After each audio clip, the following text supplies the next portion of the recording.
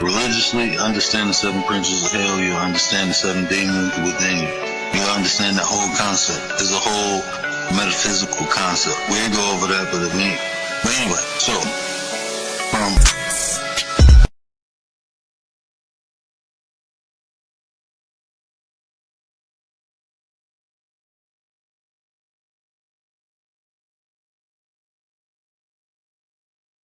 No, you can't stay there, and I'm sure you will find. Very happy and excited that Trump won. As far as financially, obviously nothing's really changed. We're still under the Biden administration, but I know that it is coming.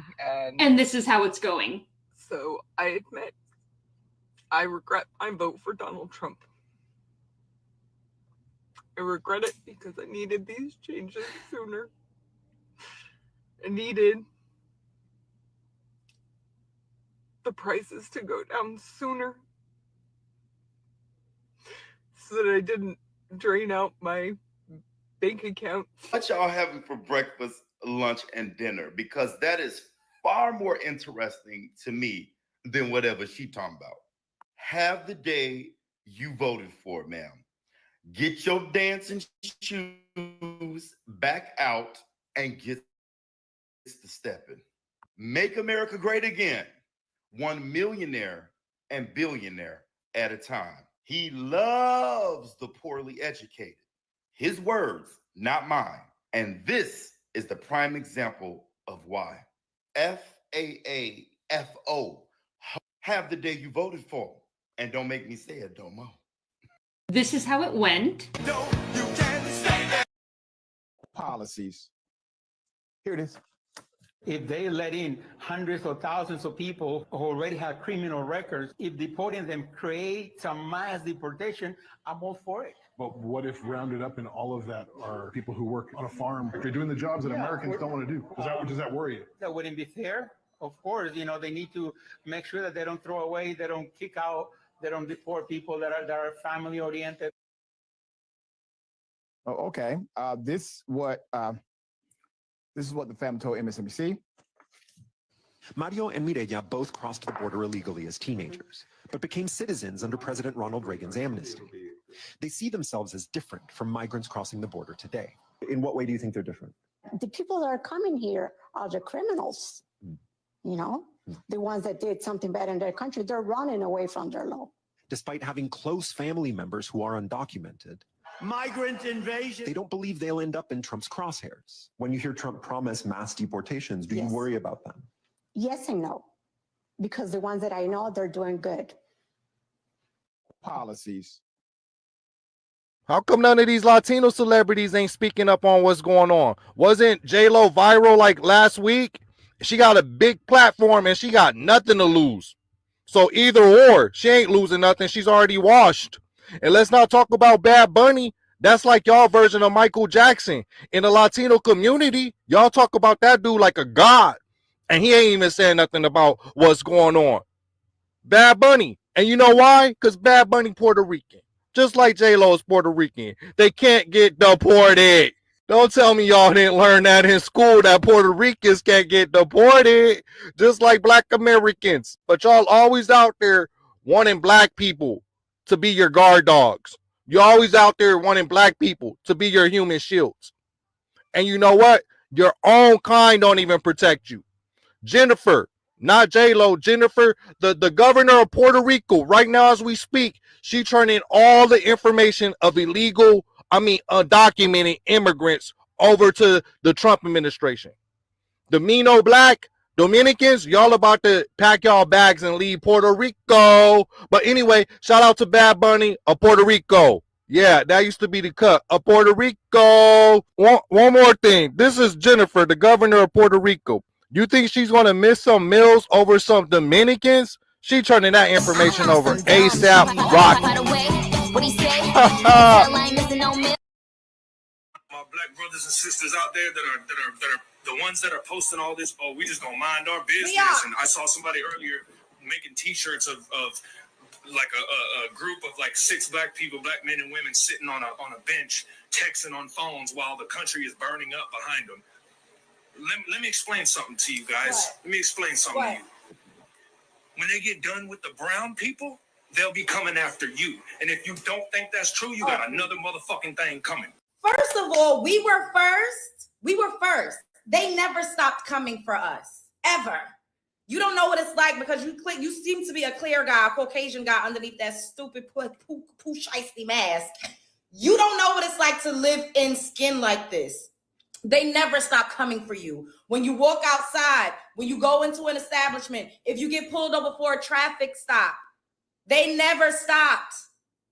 After slavery was abolished, we had Jim Crow. They never stopped. It's just always repurposed and repackaged, but they've never stopped coming for us. They've just never came for any other group of people the way that they're coming for the Hispanics. And why y'all keep making it seem like Hispanics are the only immigrants?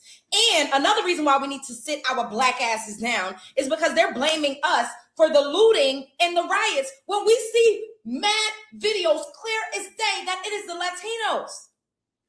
They are the ones throwing rocks, bashing out the windows of the police cars, looting the stores, and yet they're blaming us. They want to use us as shields, and they want to use us to scapegoat us. We need to stay in the house and mind our business. This is not even a civil rights or a human rights issue. This is about illegal immigration. And Latinos and Hispanics are not the only immigrants. But they getting their funky asses on the news saying that it's the blacks. And they're in everybody's comment section saying that it's the blacks that's looting and rioting when we all see clear as day that it's the Hispanics and the Latino community. And majority of us are home. So who's really doing it? But you see how they scapegoating us. The anti-blackness reeks. Why should we continuously align ourselves or help people that clearly don't like us based on our hue of complexion? What y'all think about this? Spread love is the Brooklyn way. They're going to come for you next. They've been coming for us. They never stopped. We always fight back. Period. And we're not immigrants. I don't know why y'all keep trying to make it seem like we're immigrants. We've been here since the inception of this country. The more you know.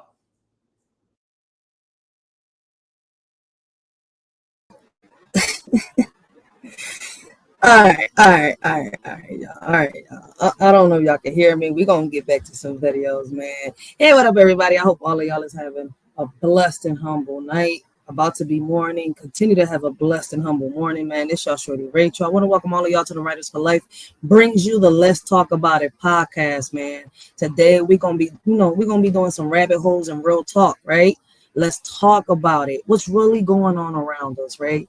I've been seeing a lot of these videos surface, right? Not just that. I've been getting a lot of DMs from these videos, right? People trying to get my perspective and my opinion on this, right? Let me tell you something, right? As a proud Puerto American,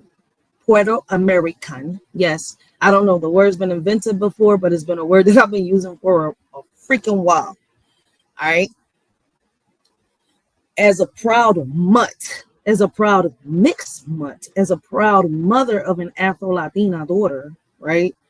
I'm getting tired, right, of people coming to me, right? First of all, let's get one thing straight, right? Latinos are Latinos, right? They talk the Hispanic language, all right? So it is crazy how, everybody thinks of a Puerto Rican and they get them confused with either a Dominican or a Mexican, right? Everybody's got their own ethnicity, right? It's just funny how I'm listening to a lot of this stuff. Facts, and what's crazy? Commander, right? Shout out to Commander. I think we have Relentless in the chat. So shout out to Relentless. Shout out to Commander. We got Official Pink GT is new to the live. So shout out to Official GT, right? But Commander says, instead of arguing who has it worse, people should come together. And what's crazy, that is true, right? Before I end this live today, there's gonna be a part 2 to this live. Before I end this live today, we're gonna go down a rabbit hole, right? And we're gonna see how the young lords, right, from Puerto Rico came together with the Panthers, right? And they call it the Rainbow Coalition.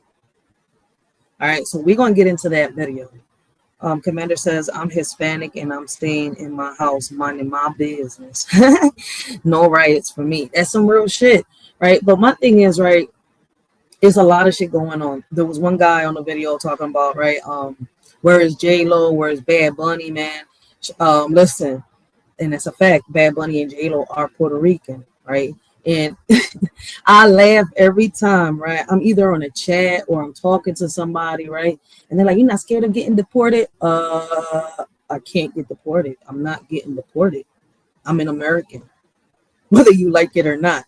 So, I mean, I don't know if people are acting, like this out of fear, right? What's going on? But there are a lot of these videos surfacing, right? Now, I am going to play them back, right? We're going to go. This is how it went. Policy. How come that? We're going to start back with the bull that's talking about where the Latino celebrities at, right? Then we're going to go to the video with the shorty again, right? Talking. And we're going to watch some more videos before we get into, the rabbit hole with the Panthers and the Young Lords, right? Shout out to the Panthers, right? I'm not going to sit here and lie, right? The Panthers and the Young Lords came together and they made a change. They made a difference, right? I've heard some people talking about, it's the Panthers' fault for uniting with the Puerto Ricans and doing all this. Well, listen, it was supposed to be a movement, right, for the blacks and the browns. That's why I don't get involved in a lot of movements. But one thing I can sit here and say that at one point in time, right, the Panthers and the Puerto Ricans came together, right, try to work together to make a change in the difference. Can we do that? Yeah, we could do it. But we live in a society where there's more excuses, right, than there is when somebody goes to the toilet and take a shit. On some real shit.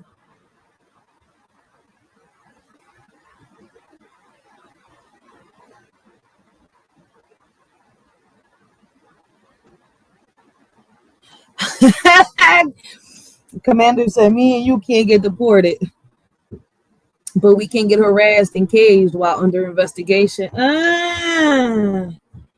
I would believe that if I was mixed with probably an Honduran, a Cuban, a Mexican, but I'm a straight up fucking Puerto Rican. All right. And in my veins, right, flows nothing but black and Puerto Rican blood. All right. I'm not mixed with no Mexicans. I'm not mixed with no Cubans, no Colombians, no Dominicans. By the way, shout out to Cuba, shout out to, Colombia, shout out to Honduras, shout out to Haiti, shout out to a lot of these places, right? On the Caribbean, right? Where the Latinos are and shit like that. Big shout out to them, right? This live is not to bash anybody. It's not to bring anybody down. This live is for us to talk, right? For us to have a conversation, right? A shorty gonna be here for a little bit until her earthly goods do last her. I'm not gonna sit here and lie. Once my earthly goods is gone, the live is done.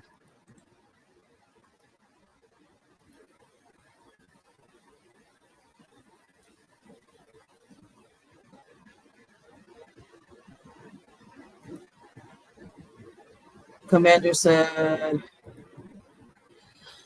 "I'm saying, if you're on the street with no proof on you and you accidentally are in the wrong place, wrong time."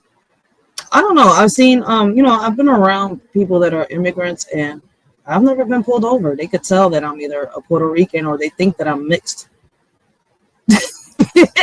So I never really had that. That's why I laugh. I'm so sorry. I laugh because I really don't have that. Let me not jinx my shit, yo. Let me not jinx this shit. Commander over here trying to find a way to get a shorty to jinx her shit. You gotta love Commander. Stop trying to troll me, man. Stop trying to troll me. No, but she is right though on some real shit, right?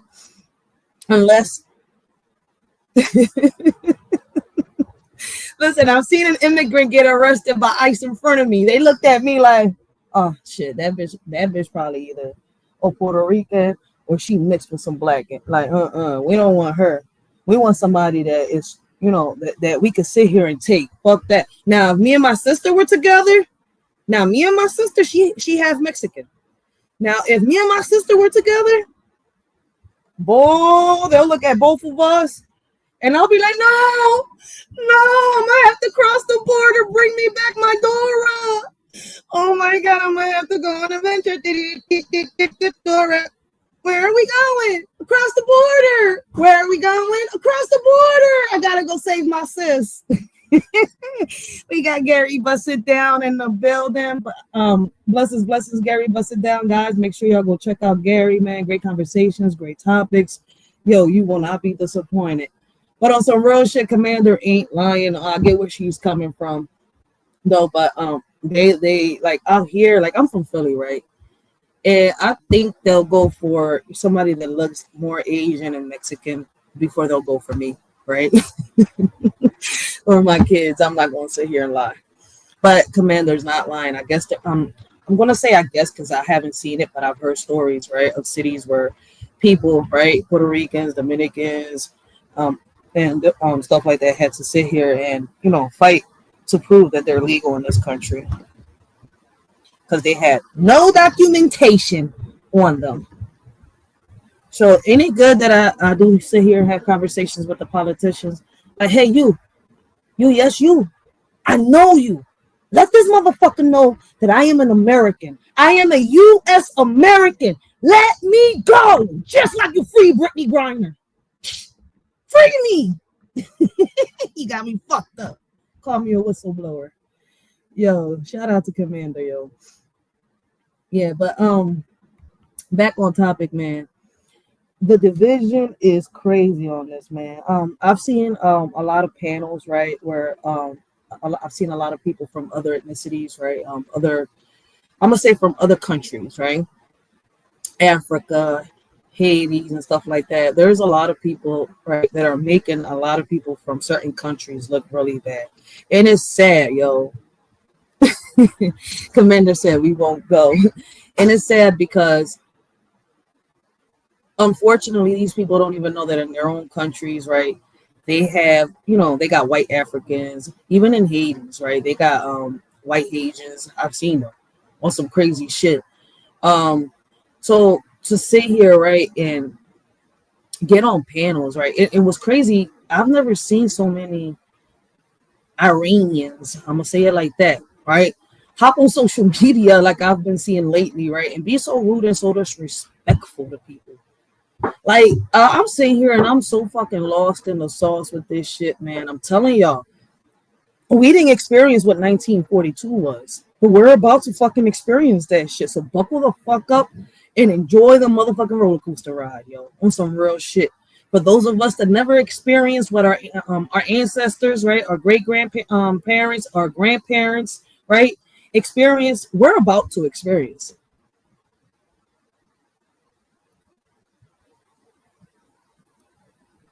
So this guy right here says Latino celebrities aren't speaking on entrees, but they're pursuing black celebs to speak. None of these Latino celebrities ain't speaking up on what's going on. Wasn't J-Lo viral like last week? She got a big platform and she got nothing to lose. So either or, she ain't losing nothing. She's already washed. And let's not talk about Bad Bunny. Wait a minute, I just caught on to what he said. She ain't losing nothing. She already washed. I mean, J-Lo still goes viral from time to time, especially now with the Diddy situation going on. So I don't know if J-Lo gonna be out for a minute or what's going on. They ain't gonna do shit to J-Lo. But none of these celebrities are gonna speak up because at the end of the day, like we're saying down here, right? A lot of us are saying it's not our fight. What's crazy is, right, we live in a place, right, that me as somebody, right, that is a part of the Latino community, right, and I say it, Latino community, right, it's a shame, right, but I have to be raw and cut with it, right, it's a shame to hear how I see some Puerto Ricans, some Dominicans, especially Cubans and Colombians, right, I'm not going to say Colombians so much, but I'm going to say Cubans, right. It's crazy because Celia Cruz right now, Pedro Knight, they got to be rolling in circles in their grave. Because Celia Cruz and Pedro Knight, boy, man, they were freaking celebrities that I'm telling you that the world loved. And they were such lovable people. Like, and it's to sit here and see people, right, from their culture hate so much on black people. Why? I can never understand that shit. That's why y'all hear me say a lot, right? A Puerto Rican chick to sit here, right, and take the black dick, right? Love the black dick on the low, right? But when it's time to protect that black dick, what that bitch do? Push it to the side, not claim it. And it's not all Puerto Ricans, but some of them, the majority of them, and it's fucked up. And it's crazy how I see it's even worse amongst themselves, right? Because when you see a Puerto Rican of light shade, lighter than me or my complexion, right? It's fucked up how they'll sit here and they'll bash somebody that is dark as shit within their own race.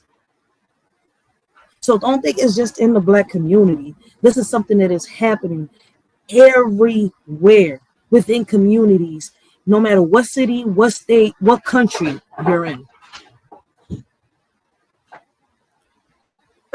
That's like y'all version of Michael Jackson. In the Latino community, y'all talk about that dude like a god.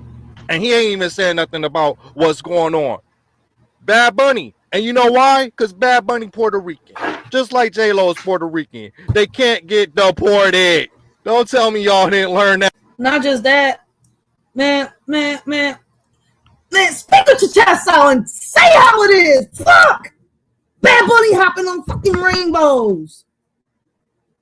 Be real, man. He over there in the fucking nail salon painting his nails, trying to tell his bestie over here, hey, girl, ay, ¿qué color me pinto las uñas hoy? De amarillo, de verde, de azul. Ay, rosita, me gusta el color rosita. Ay, sí, eso se ve bien nítido, ¿verdad? ¡Qué brutal!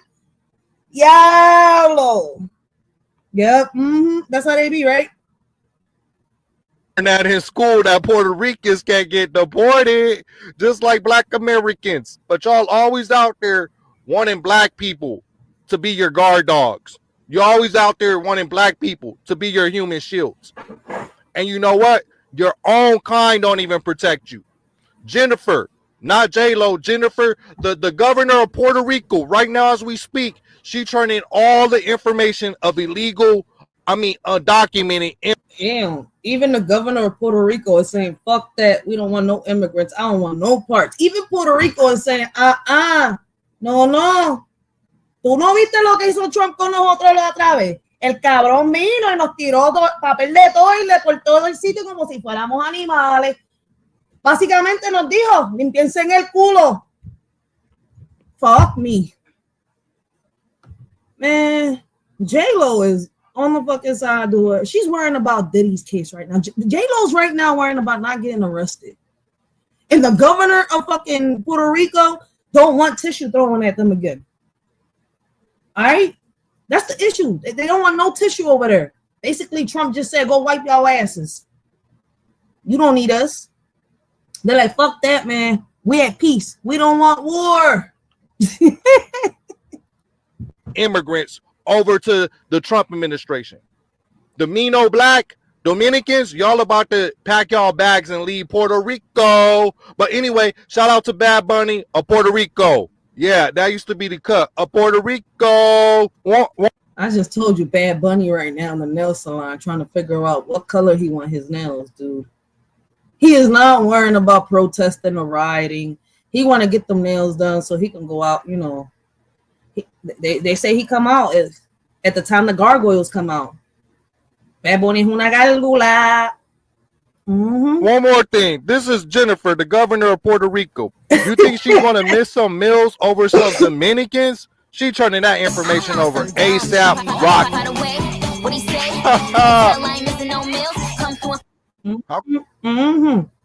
Jenny right now is not on the block, and the governor said, fuck that. I ain't losing weight because y'all motherfuckers. I'm going to be the cow, and I'm going to give some milk. So let me give the president all the tea he wants. No. You're not, I'm going to let the president milk this cow.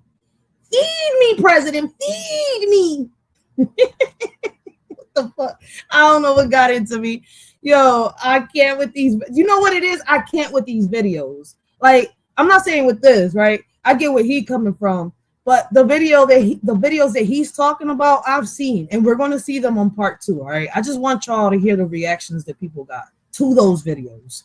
All right. This shit is crazy. My black brothers and sisters out there that are the ones that are posting all this, oh, we just gonna mind our business. Yeah. And I saw somebody earlier making t-shirts of like a group of like 6 black people, black men and women sitting on a bench, texting on phones while the country is burning up behind them. let me explain something to you guys. Let me explain something to you. When they get done with the brown people, they'll be coming after you. And if you don't think that's true, you got another motherfucking thing coming. First of all, I'm just trying to figure out where they're going to put all the American citizens at. They're going to ship us back to America? Because if we're American citizens and we belong to U.S. soil, what they're going to do, ship us back to America? Let's be real. We were first. They never stopped coming for us, ever. You don't know what it's like because you seem to be a clear guy, a Caucasian guy underneath that stupid poo shiesty mask. You don't know what it's like to live in skin like this. They never stop coming for you. I agree with her. I agree with her 100% on that, right? The darker, shade of skin you are, the more they come for you, the more they harass you, and it's fucked up. You walk outside, when you go into an establishment, if you get pulled over for a traffic stop, they never stopped. After slavery was abolished, we had Jim Crow. They never stopped. It's just always repurposed and repackaged, but they've never stopped coming for us. We didn't have Jim Crow. I wish people stop saying we had what our grandparents and our parents and our great-grandparents and our ancestors went through. We did not go through what they went through. We do not know how, but we're about to learn. Oh, we're going to learn today. We want to dwell so much in the past instead of learning from it. Oh, we're going to learn today. For us, they've just never came for any other group of people the way that they're coming for the Hispanics. And why y'all keep making it seem like Hispanics are the only immigrants? And another reason why we need to sit our black asses. I agree with that. They forget about the Asians, the Jamaicans, right? Africans, Indonesians. Damn, I could just go down the list, all right? But Latinos are not the only immigrants. Down is because they're blaming us for the looting and the riots when we see mad videos clear as day that it is the Latinos. They are the ones throwing. Well, did you see the videos where the federal government agents are also starting this shit up, giving people gas masks, stirring up trouble and shit like that? I mean, they did the same thing in 2019. We're not realizing that right now what they're doing is causing division? Then they're gonna conquer, and we falling for the banana in the tailpipe. I mean, not everybody, but the majority of people is. Or rocks, bashing out the windows of the police cars, looting the stores, and yet they're blaming us. They want to use us as shields, and they want to use us to scapegoat us. We need to stay in the house and mind our business. This is not even a civil rights or a human rights issue. This is about illegal immigration. And Latinos and Hispanics are not the only immigrants. But they getting their funky asses on the news saying that it's the blacks. And they're in everybody's comment section saying that it's the blacks that's looting and rioting, when we all see clear as day that it's the Hispanics and the Latino community. And majority of us are home. So who's really doing it? But you see how they scapegoating us. The anti-blackness reeks. Why should we continuously align ourselves or help people that clearly don't like us based on our hue of complexion? What y'all think about this? Spread love is the Brooklyn way. They're going to come for you next. They've been coming for us. They never stop. We always fight back. Period. And we're not immigrants. I don't know why y'all keep trying to make it seem like we're immigrants. We've been here since the inception of this country. That's true. They're not going to deport any Black American or Hispanic American from here.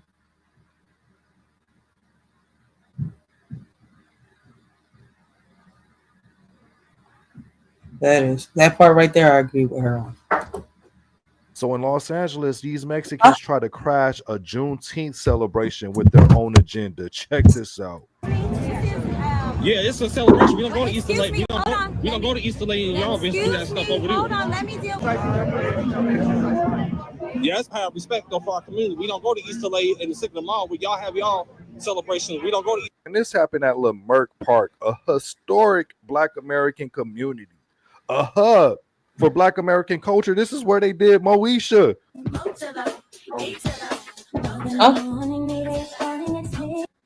They show no respect towards the black man. The black woman had to step in to talk to them, and finally they listened to the Hispanic lady. But all in all, Black American people could not go to like a East Los or Bell or No, just a court. So basically, it's already over here. Walk this way. You're walking the wrong way. My bad, guys. So basically, a whole bunch of Mexicans got together, right? Illegal Mexicans got together and disrupted Juneteenth, which is the most disrespectful thing that they could do on some real shit on that side. Baldwin Park, any of those Hispanic areas to push a Black agenda, especially on a Hispanic Heritage Day, or if they was doing some form of a celebration. And they feel like they're entitled to enter a Black space, pushing their own agenda for Hispanics. So in Los Angeles, these Mexicans try to crash a Juneteenth celebration with their own agenda. Check this out. Go ahead. Yeah, it's a celebration. We don't go to Easter Lake. We don't go to Easter Lake and y'all do that stuff over there. Hold on, let me deal with Yeah, that's how respect though for our community. We don't go to Easter Lake and the Sycamore Mall where y'all have y'all celebrations. We don't go to. And this happened at Leimert Park, a historic Black American community, a hub for Black American culture. This is where they did Moesha.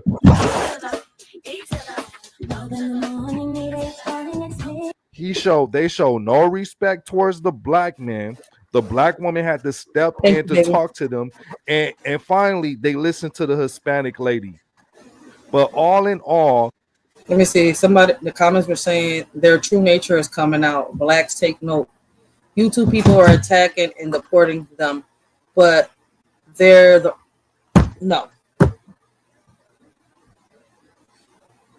problem. We're the problem. Most Black people are respectful. We don't disrupt their celebrations, but we're always interrupted, and that's some real shit. When the Mexican parade is around, like here in Philadelphia, nobody disrupts their celebration. And if anything, Blacks and Puerto Ricans, right, sit here and show them support. So for them to turn around and do this because they got themselves in this mess. I mean, I'm just trying to figure out what was they listening to when, Trump said here, I am going to deport all illegals. My bad, I'm not Word, so I can't make Trump's voice. But shout out to the Word, yo. Make sure y'all go check out the Word, man. Great conversations, great topic show. Like, this shit is crazy. Let's go to the next video, man. What problems are you talking about? My culture is a very dominant culture. And it's imposing and it's causing problems. If you don't do something about it, you're going to have taco trucks every corner. What? Is that a threat? Wait a minute. I'm sorry. Hold on a second. I have to let Adriano in here. I don't even know what that means. And I'm that sounds like a threat. I'll tell you what that means. The Spanish never conquered Mexico. We are a culture that we have a lot of good things that we bring to the United States, but we also have problems. And hold on, wait a minute. So he's selling him the Spanish never conquered Mexico. He's talking about the Europeans. No, he's talking about the Spanish, the Spaniards. There you go. My bad. I just fucked up. I take that back. I apologize. I apologize for saying it wrong. He's talking about the Spaniards. The Spanish never conquered. Okay. What does that got to do with America? You guys are going nuts over something that there's a 10th step to this problem. And you guys are already talking about the 10th step. We haven't even started walking. What problems are you talking about? My culture. Shit, man. Fuck that, man. Bring tacos to every corner. I'll eat tacos every fucking day. Shit, I don't know, but it sounds like a threat. Trying to tell her she better watch it. The hell? Even though he was sarcastic with it, yo, he was speaking in metaphor in a way. Come on, why my mouse won't move? What's going on? A lot of Mexicans don't like black because I was talking to Mexicans. I said, why y'all don't like black people? He said, black people, we're...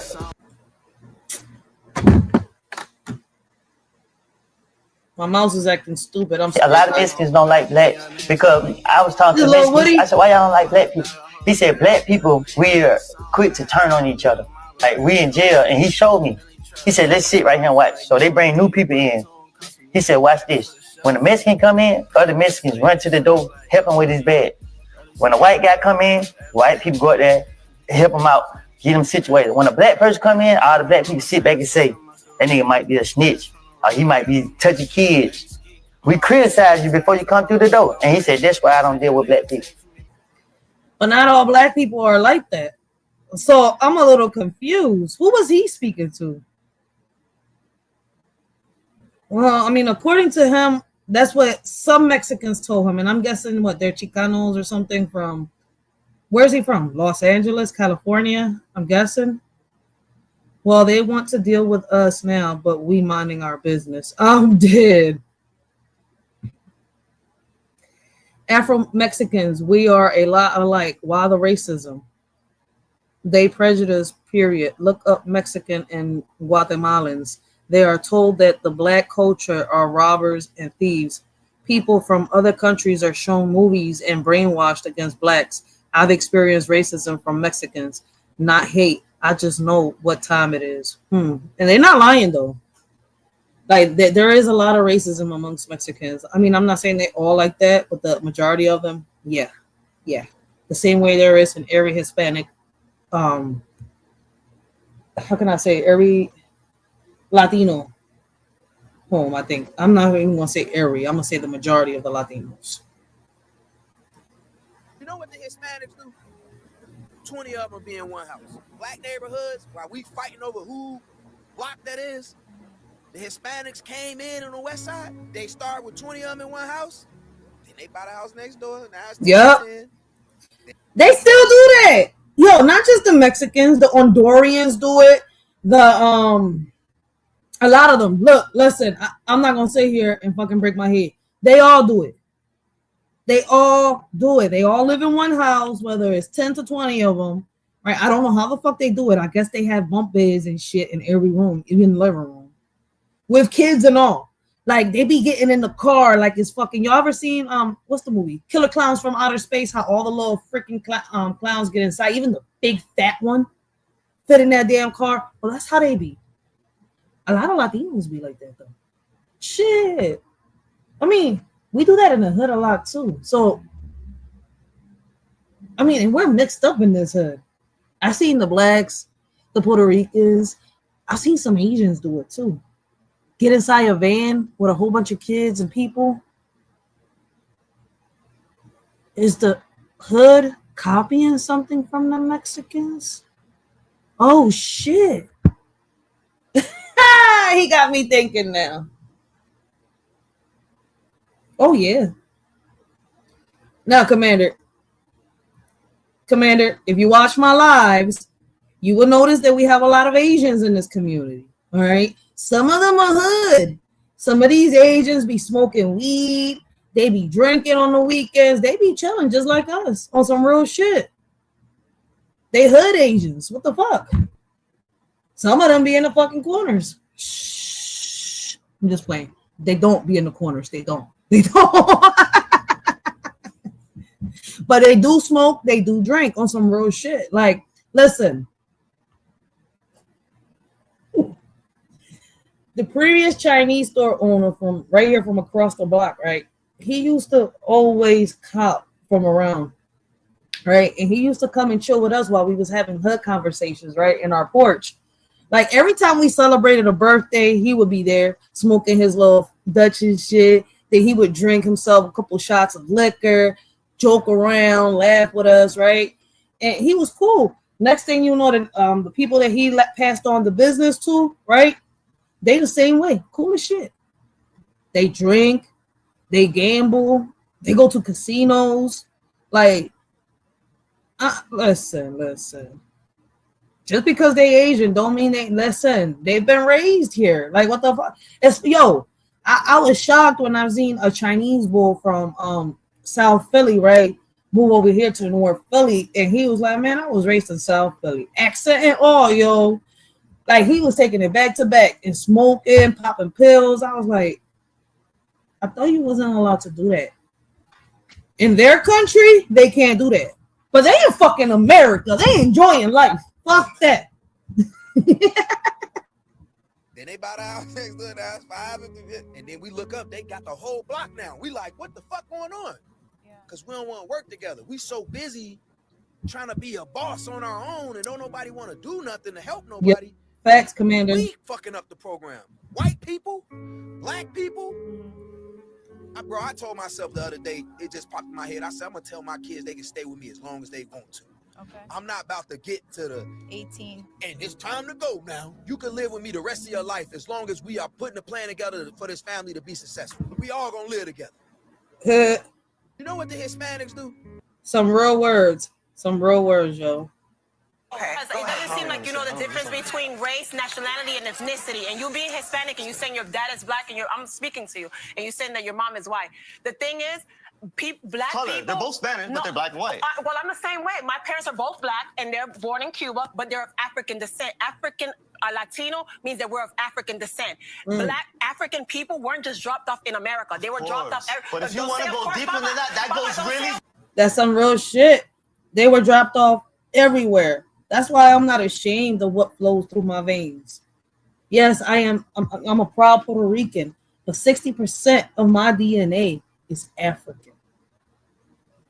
All right. And you could tell by the way my hair is. My sons, both my sons, their hair, the texture of their hair, everything. You could tell what runs through our fucking veins. Like, this motherfucker right here. I hate when Puerto Ricans and Dominicans deny what's in them. Even like, that's the most fucked up part about it. Like, motherfucker. That goes really deep. You don't know. Our ancestors are from Africa. Of course, but everybody. Okay. It doesn't seem like you know the difference. I'm doing a Dear Black People series. You're doing a Dear Black People series? What the fuck? There's a lot of quiet stuff that needs to be said out loud about Latinos concerning blackness. So I'm gonna break this up into different little parts, but just to keep it short. But the most important thing that I need black people to understand is that the level of retardation that Latinos have going on in their own community definitely outmatches yours in the way that, yes, Latino culture is racist by nature. He just called Latinos retarded, and then he said they're more retarded than black people. What the fuck? Wait a minute, yo. And so it's not just a racism thing against you, it's a racism against ourselves, and we do ourselves worse than we do y'all. It's like this. I want you to imagine that in your community, light skins actually made an actual effort to keep dark skins down on purpose. I'm doing a Dear Black People. Well, he's not lying on that part. Like I tell people, even within the Puerto Rican culture, right, a lot of light-skinned people go out their way to make dark, people of darker shades feel all the way down, feel like they ain't shit, worthless. And I think it's fucked up, right? So I don't feel like it's just, oh, I hate black people. I think it's more of, it doesn't matter, what ethnicity you are. They just don't like nobody darker. That's a darker shade than what they are, I guess. I don't know. I'm still trying to figure that one out on some real shit. Like how in the world can you be racist against your own kind? You know what I ain't never seen? I ain't never seen an African or Mexican lawyer. I bet African lawyers be like,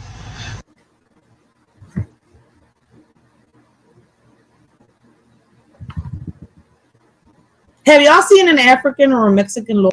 You know what I ain't never seen? Wait, there are Mexican lawyers, dude. But not fully Mexican. They're mixed. They're a mutt, just like me, huh? I ain't never seen an African or Mexican lawyer. I bet African lawyers be like, excuse me, Your Honor. Wait a minute. Let me talk to my client. What the fuck? How did you do it? I don't want to take up for your ass. Shut up. Don't be stupid. Be quiet. You listen. I'm going to plead your ass this case, but if you did it, you're going to go to jail, motherfucker. I'm not taking up for your ass. I'm not going to hell for you. You going to jail, motherfucker? You going to jail, motherfucker? I can't. What the fuck? You going to jail, motherfucker? Your Honor, my client, he didn't do this shit. He was at work. That is not possible for him to be here at 2 times at one time. Don't listen to the people. They are lying. It was not possible for him to be here 2 times at one time. What the fuck? His math not mathing. Have a Mexican lawyer. Hey, you wanna? It's my client. I'm going to talk to him. Talking to him. Hey, my friend, you're not doing it. If you're not doing it, you're telling me I'm not going to tell it on you because it's client the privilege. I'm not going to tell the judge. You're not going to tell the judge. Hey, my client is not doing it. Huh? He was working the job with my tío Miguel. He was working the job. He's not doing it at the same time.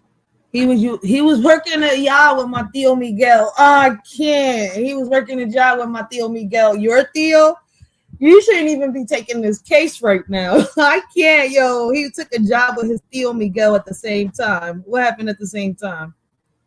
Dang, his car not walking. At the same time, his car not walking. What the fuck? Wait, I thought it was working. But that cars don't walk, dude. Do it. If you're not doing it, you're telling me I'm not going to tell it on you because it's client the privilege. I'm not going to tell the judge. You're not going to tell the judge. Hey, my client is not doing it. Huh? He was working the job with my tío Miguel. He was working the job. He's not doing it. At the same time, his car not walking. Yo, the day that I see a fucking car walk out here, boy, I'm telling you.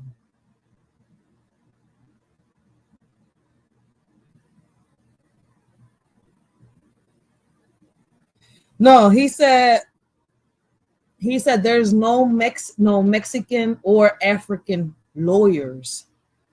All right, we know there's Puerto Rican lawyers. We know we've seen Dominican lawyers, white lawyers, right? We've seen black lawyers, Asian lawyers. That's what I was like, wait, he just got me thinking. But there's got to be African lawyers, and he's talking about straight from the country. Straight from Africa. Not here from America, straight from Africa.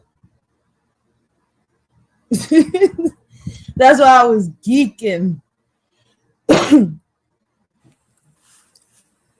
It's somewhat ironic that the Hispanic community would be angry at the Black community in a situation where a person would be elected as president, and while being on the campaign would say clearly, when I get in as president, I'm going to make one of my first agendas deporting all persons who are here illegally.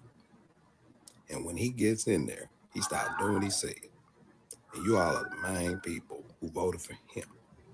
And now, to make matters worse, most of the ICE agents who are doing carrying out the deportation appear to be Hispanic as well. But you all find it in your heart to be mad at us. Hispanic people, you need to start to think about offering an apology to Black people for the shit you're running. Because when this shit clear, you still gonna want us to buy your burritos, your tacos and shit. Okay? You need to think about what you're doing. I can't, yo. They say Hispanic people. I agree with him. But here's my thing, right? Not all Latinos are a part of this. And not all Latinos are immigrants. That's what I'm saying. Like, damn, all Latinos got just put under one umbrella. Like, yeah, motherfuckers. All of y'all is all the same. It's no different. No different. Like I said before, try to find y'all some good ass hiding places. Oh shit. Commander. Stop coming after your ass. We gotta go ask Patrick how in the fuck he hides under a rock. How does he maintain a house under that rock? Even though we're not Mexicans and Hondurians and Cubans and Colombians and Asians and shit like that. I mean, Asians are not. They're just talking about Hispanics, right? That's just that on that. You gotta laugh, man. It's too much. It's too much bullshit going on, man. Like, we're right amongst the middle of like WW3. All right. Gotta watch what I say because YouTube will sit here and strike my little ass for saying certain words, right? So instead of saying, you know, I say WW3. So I gotta be a little, you know, I gotta try. A lot of Black friends that I had thought that I was racist because I didn't want to date Black women. We're gonna go under the sea, Commander. Dude. What is this, a Puerto Rican? He says, why most Puerto Ricans and Hispanic men don't date black women? Ay, Dios mío.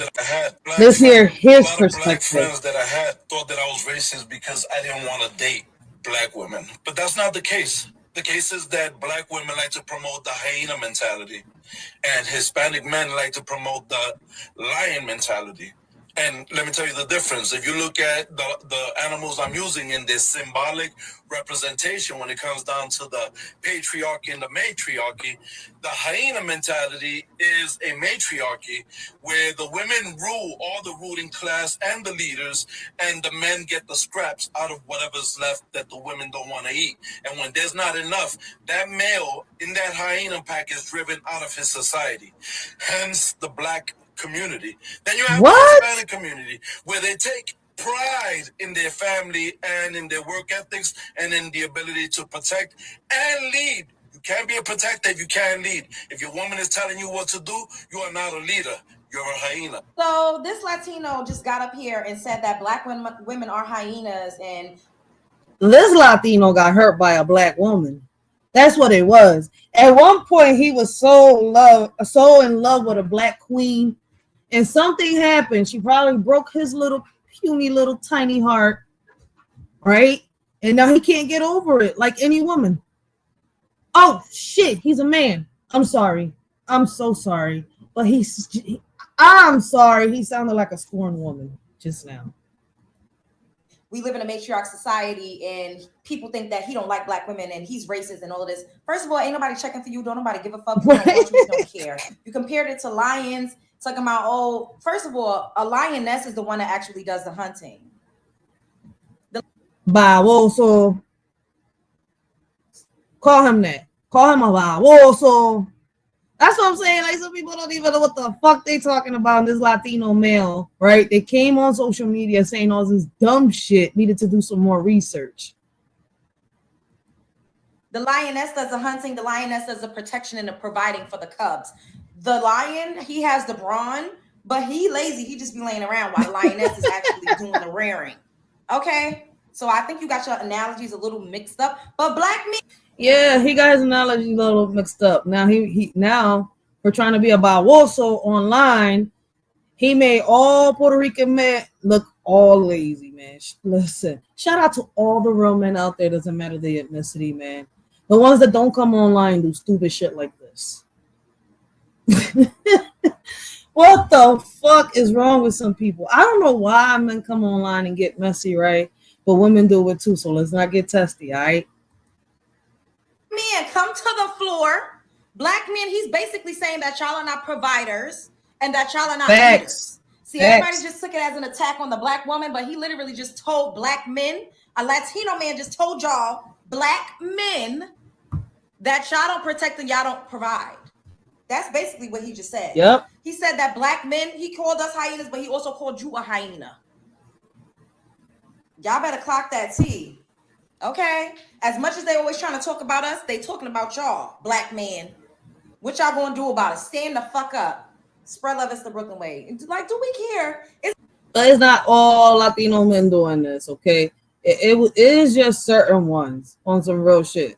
So shout out to all the men that don't pay attention to this bullshit, man. For real, for real.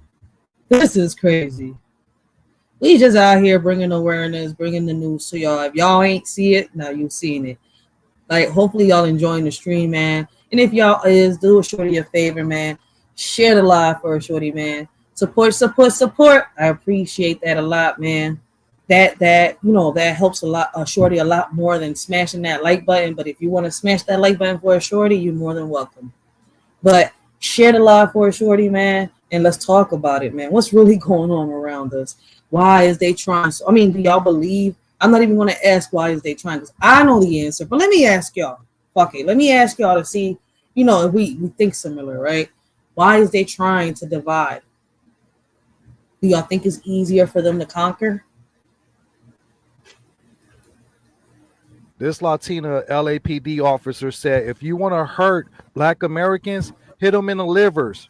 Hit them in the liver. They got weak livers. Mind you, this is LAPD. And then she goes on with some more racial stereotypes, saying that black people drink grape soda and they eat watermelon in between basketball games. The audacity of this Latina with all the fruit stands that's throughout Southern California, especially LA. And these fruit stands are operated by undocumented Hispanics. They got watermelon heavy in those fruit stands. They have an additional 90 recordings they retrieved with more racial comments like this, even calling black people monkeys. For some strange reason, Hispanics are obsessed with calling black people chonga. I mean, I agree with him because I've heard it, right? I'm guessing, I don't know what Latino culture that is. I'm not sure if that's, because I know how a Puerto Rican would say it in a Dominican. So I wonder if this is how a Cuban, a Colombian, or something would say it. And Hispanics are obsessed with calling black people chongas, monkeys. And to top it all off, they had an Asian sergeant that tried to cover up for them, Denny Jong. Over 50% of LA law enforcement is Hispanics, and not to mention they have deputy gangs, Hispanic deputy gangs that target black Americans. There should be a deep dive investigation. This Latina. Oh, and that's true. I seen a video earlier. I'm not sure if I saved it on here, but I probably did. All right, because I know we're gonna do a part 2, so I'm gonna stop playing these little videos and we're gonna start, diving down the rabbit hole of, the history of the Young Lords, right, in the Black Panthers. Black people, what makes you think that this motherfucker right here? I don't know what made him come online and say this shit. I be thinking sometimes the Mexicans be thinking they covered by the cartel. I be wondering. Black people, what makes you think that Mexicans are gonna come running to y'all for help? What for? Y'all black people can't even help yourselves. Damn. The only race that was literally pushing to save every single other demographic who is not white. And man, I had to edit this video because I was cussing so much. I was cussing my behind off, and not because of what the Mexican dude was saying, but because of this brother. Bro, since when do we need to explain ourselves to anybody, bro? What?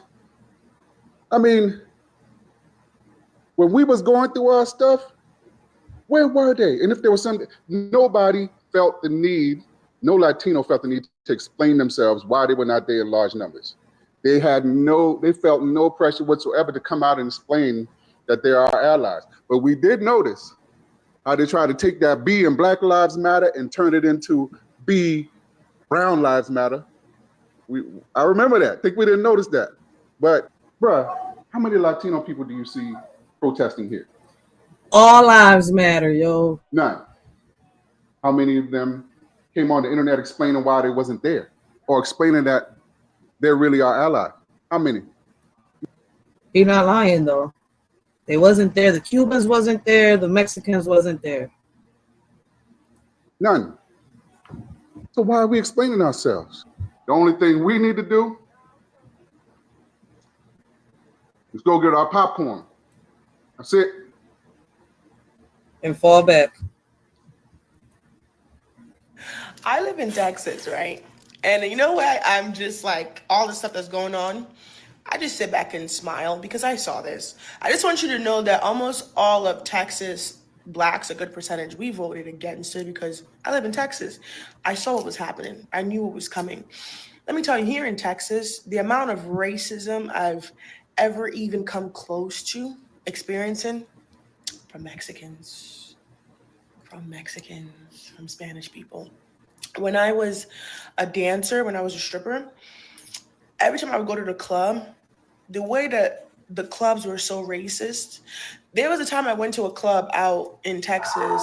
What the fuck is it called? Damn. If I'm lying, there's strippers who will be in here. And the club told me that, oh, they don't hire girls like me. This is a club full of a bunch of, I would say, illegals, because I'm sure none of them spoke English. None of them spoke English, which I low-key think they was trapping out of there. They was pimping them girls out of there. And they said, oh, I believe them. Girls like us, we should go down to the club down. I believe her.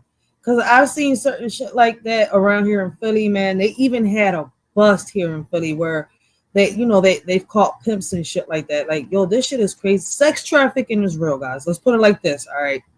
Let's put it like this, because I don't want to talk without all the information in front of me, right? Because I might say something wrong because I don't have the info in front of me, so I'm not even going to get into that. But there have been a lot of, buses out here in Philadelphia, and everybody think, because it's the urban community, is either a Puerto Rican or a black person. Yeah, there have been few cases where you've seen a pimp, that has been pimping out women out here, and he's a black person or a Puerto Rican guy. But the majority of the time, they be people from out of here, from out the country doing this shit. That's why I'm like, this shit, you know what? We can get deep with it, but I'm gonna leave that for part 2, because the panels are always open.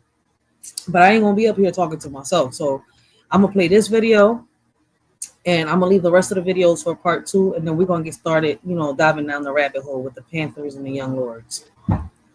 Club down the street, the Black Club. I just laugh because, let me tell you,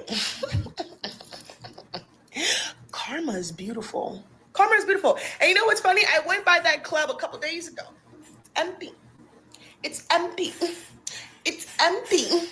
The hell? Why she gotta feel like that? Even though the racism applied to me, I still voted against all this shit. I voted against it. And guess what they did? Voted to hurt me. I live in Texas, right? You know what's crazy to me, bro? Yep. So we're gonna leave the rest of the videos for part 2, right? And we're about to start going down this rabbit hole real quick. So let me set the video up for y'all. Man, let us shorty know what y'all think and how y'all feel about these videos down below, man. Let's get the discussion started. What are your opinions, right? What are y'all going to do? Is y'all going to listen to the hype that the media is giving us, or are we just going to sit here and eat popcorn and mind our business? Because that's exactly what I'm doing.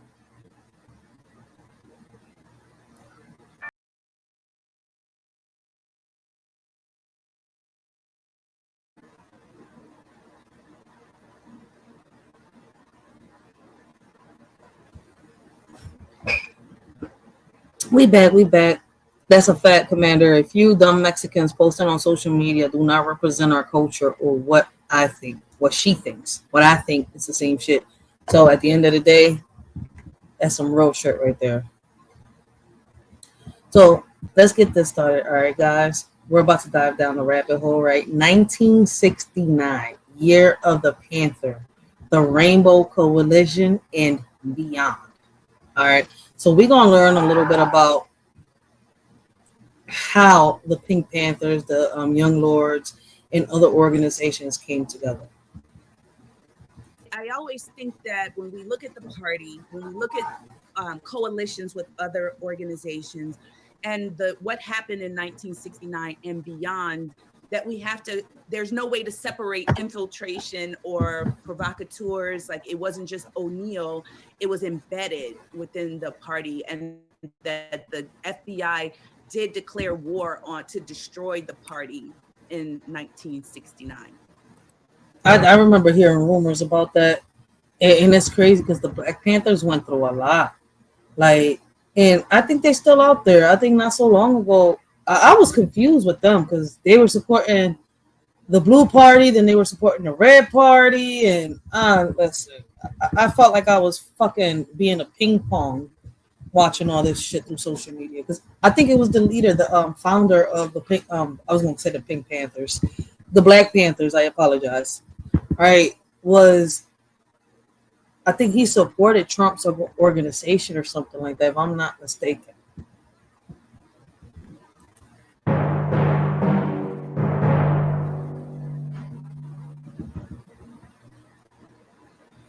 So they're going to be talking about Fred Hampton, president of the NC. Into the youth chapter through CT Vivian. What was he?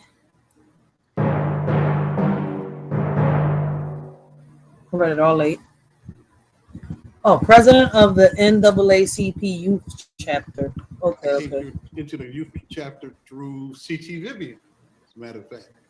And Dr. King had come in 66, I think it was July 66, and had a big rally I was only like, damn, 66.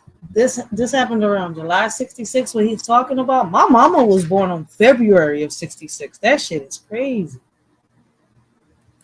12, 13 years old at that point. I didn't get to go to the rally, but I got to go to the march in Market Park. And so that from that, and at the rally that they had at the speech at Soldiers Field, Fred and them were there, Jeff Ford was there, because back then, around 60, 61, the Blackstone Rangers was a community organization that was a 501c3 and being funded. So Fred was known, but I didn't meet Fred till I came to Maywood. And it was when I moved to Maywood, I had, my dad was in Vietnam.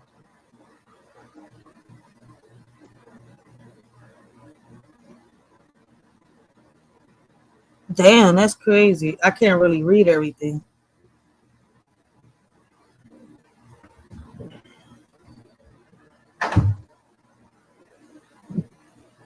By Nancy Gricci, the West Suburb branch of the National Association for the Advancement of Colored People, NAACP, has filed a suit in the district court that charges 15 Maywood officials with discriminatory policies in housing, recreation, and law enforcement, filed by Donald Frey, Evanston, attorney. The suit asked for a declaratory judgment that would get guidelines for a program to advance racial integration. The suit is the third this summer filed by Frey on behalf of Maywood Negro Residential. Others which charge discrimination and provide East High School and executive force by Cook County Sheriff's Police are pending court. Damn, that's a lot to read, but that's crazy. Came back from Vietnam. We moved to Fort Benning, Georgia. Now, this is all in a year, right? And we come back to Maywood, and it's hot. It's in the summertime, right? People complaining about swimming. And I'm hearing about these trips to the swimming pool, everybody missing the bus to go to the swimming pool. Then all of a sudden, before that, I see it now. He's pointing the arrow. What about what he's talking about on these articles? All right. So where the arrow is pointing at, it says the demands were made by Fred Hampton, 204 S 17th Avenue, Maywood committee member and spokesman for a number of youth interested in seeing a pool built. Hampton is one of the youths accused of participating in June 15 demonstration during which a shed was burned and store windows were broken. Oh, wow. Something very important happened. In that August, when we were at that march, all the young folks, when we were in that march, and Martin Luther King got hit in the head with a rock. Damn. So we was ready to bug, right? We were like, non-violence was out the window at that point. But we're surrounded by this sea of the kind of violence. They wanted to, they wanted to fuck up MLK. They hit the bull. Is these part of the Ku Klux Klan? Or is that the Pope? What the fuck is this? That's MLK. Yep. Oh, wow. That's crazy. They was violent as shit. They wanted him gone in 1966. Violence was out the window at that point. But we're surrounded by this sea of the kind of violence, this sea of racist white people that I ain't never seen nothing like that again in my life, right? And I'm from Mississippi, but I lived in the middle of a cotton field with a town of 1,000 people. So I ain't never seen this many white people in one place in my life, you know? Keystone in Chicago's uprising, LBJ warned steel hikes could force spending cuts. Let me see. Knife thrown at right leader, wound white. Ugh, that's crazy.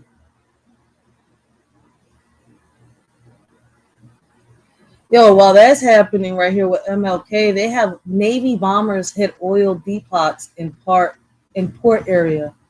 Russ favors strengthening of ICC role. All is in realizing rights uniting Lucy Patrick. Damn, what they having a oh, this shit is crazy. This the front page too. Damn, a lot was going on in 1966. So in 1966 was the beginning of, I guess, but no, in 69 is when they united. So what was it? 66 was when the Panthers started, when they were, coming out, noticed. I'm just asking.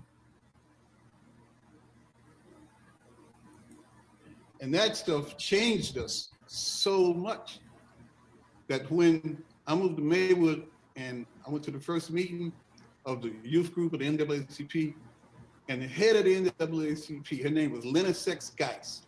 She lived on 9th Avenue in Maywood, 9th and Washington, right on the big house on the corner.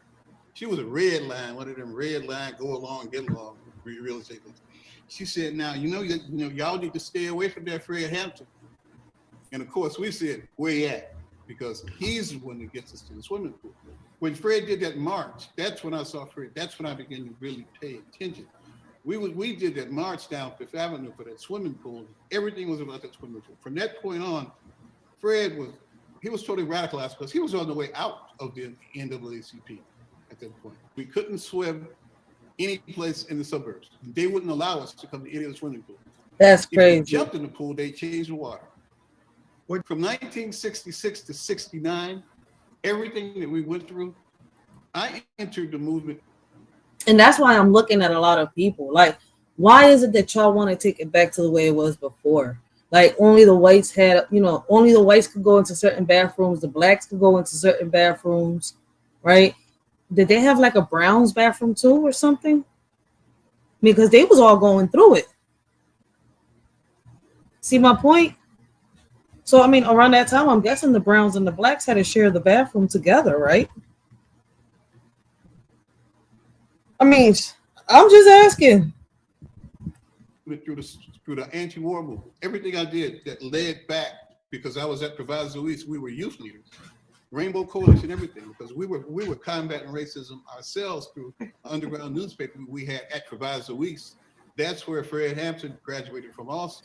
I wonder why they call it a Rainbow Coalition, right? And the only reason I'm asking that, right, because I learned how to replace, the word GAY by saying that, by saying rainbow hoppers, because of,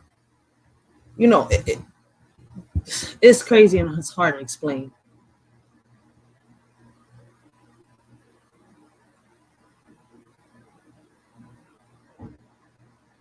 Yeah, see, okay, so that's what I'm saying. I know I'm not tripping when I'm diving down these rabbit holes. So Commander is seeing the same thing that I'm seeing.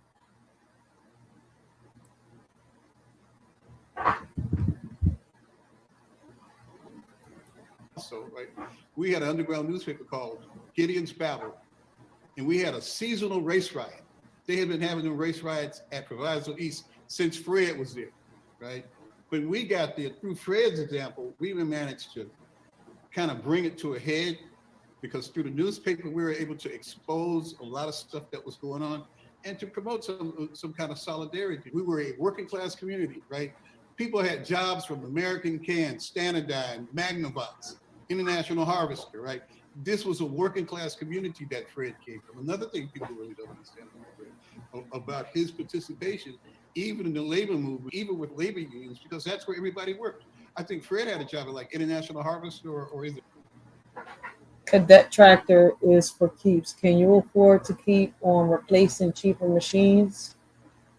So this is what he used to work for, I guess. Borg Warner, when he got out of high school, right? So that there's a genesis of this man's leadership abilities all the way back to when he was a kid. When you talk to him, he was always concerned about the welfare of other people.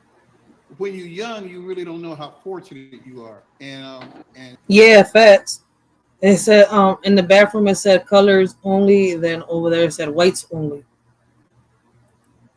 like I was around everybody from communists to Muslims, and when I got out to Maywood, it all came together. It all made sense to me because I had an example of somebody my age. I was no longer looking at a person. I had a young person that I could look up to like a big brother, right? And now that person became not an idol, but a role model. Mm. And that's what Fred was. Oh, okay. He was talking about Fred Hampton right here. Because I was like, wait, you mentioned MLK and a few people. Okay. For so many of us. All right. So we're going to January 17, 1969, Los Angeles, California. Is this when they first come together or what they're going to break down? Let's see. January 17th was the beginning of a nationwide COINTELPRO process instigated against. All right, so this is Billy Shea Brooks, right? Deputy Minister of Education, Illinois chapter of the Black Panther Party. Okay, so he's part of the Black Panthers. Black Panther Party. It started at UCLA with apprentice Bunchy Carter and Jerome Huggins, who were on the UCLA campus to talk about the Black Student Union. And there was a confrontation which was instigated by this organization. Isn't it crazy how every confrontation is always instigated by someone or something? Called U.S. Slaves, which was headed by a government agent, which was documented in the book Glass House Tapes by Louis Tackwood, Ron Karinga. There are many different variations of stories about who did what, but it was definitely instigated by the FBI and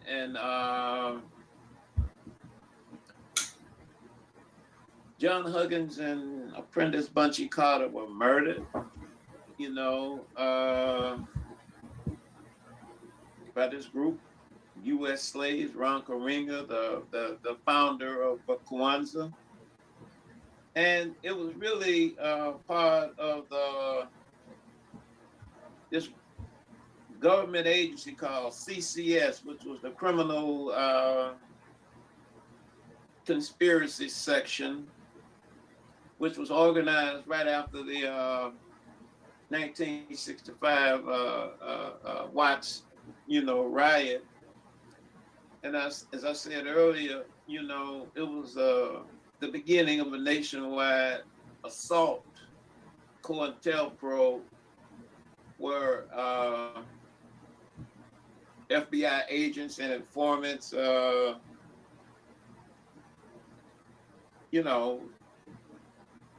infiltrated, the Black Panther Party, from Seattle, Baltimore, Where my mouse go? Philadelphia, New Orleans, Toledo, Detroit, even down in Carbondale, Illinois, 1970. This article says the Panthers front for whites, rival says. Damn, it's a little blurry. I was trying to read it, but I'm not going to be able to.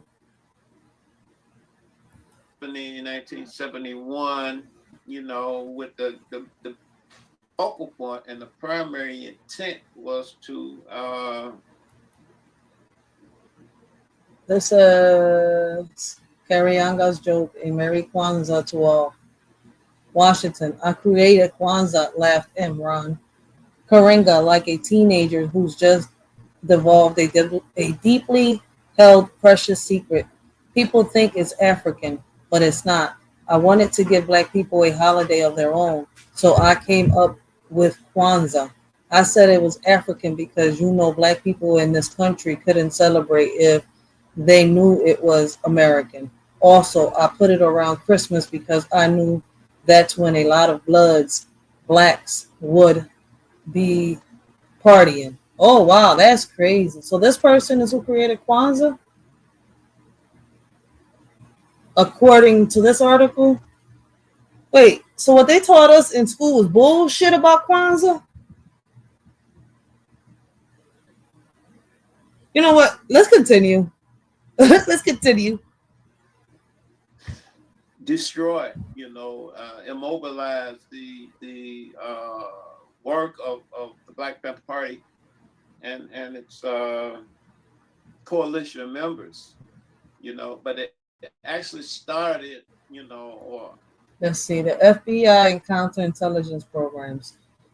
For maximum effectiveness of the counterintelligence program and to prevent wasted effort, long-range goals are being set. 1. Prevent the coalition of militant black nationalist groups and unity. There is strength. Oh wow. A tourism that is no less valid for all. A truce that is no less valid for all its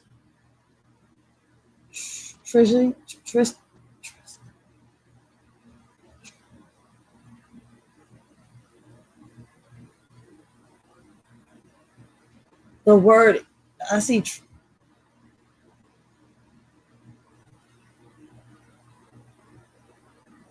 You know what? An effective coalition of black nationalist group might be the first stop towards a real. What the fuck? These words, like, come on, like y'all got them together. See, I can't put out that's an M or a U or what. Mamau, wow, what? In American, the beginning of true black revolution. To prevent the rise of a messiah who could unify and electrify the militant black nationalist movement. Malcolm X might have been such a messiah. He is the martyr of the movement today. Martin Luther King, Stokely Carmichael, and Elijah Muhammad all aspire to this position. Elijah Muhammad is less of a threat because of his age. King could be a very real contender for this position. Should be abandoned his supposed obedience to white liberal doctrine, nonviolence, and embrace black nationalism. Carmichael has the necessary charism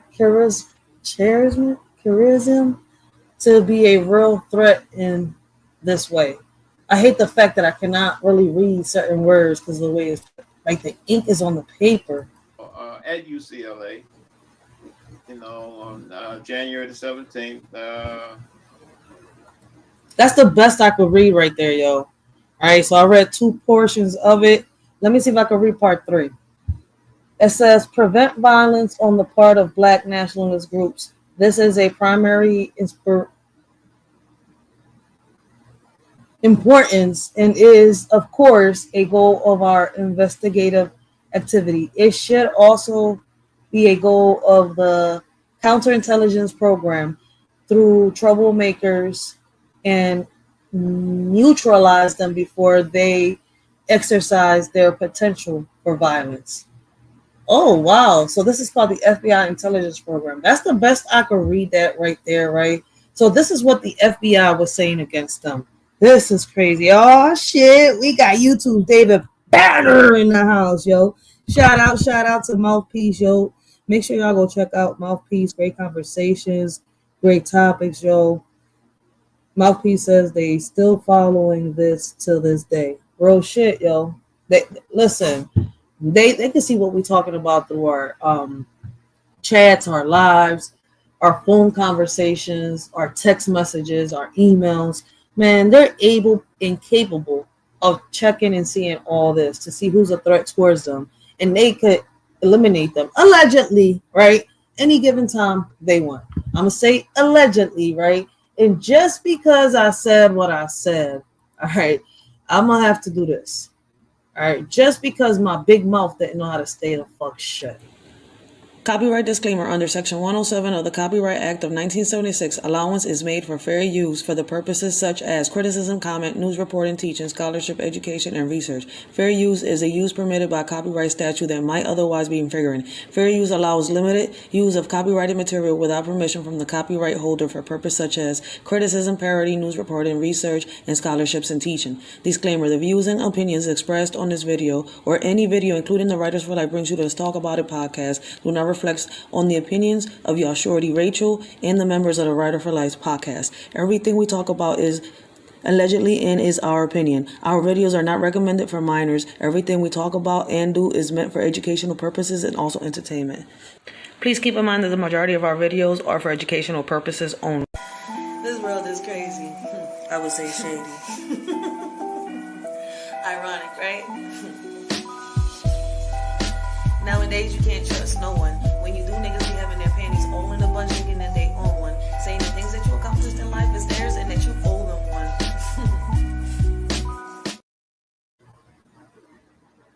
Oh shit, I apologize. But when we say certain things that we gotta play a little disclaimer.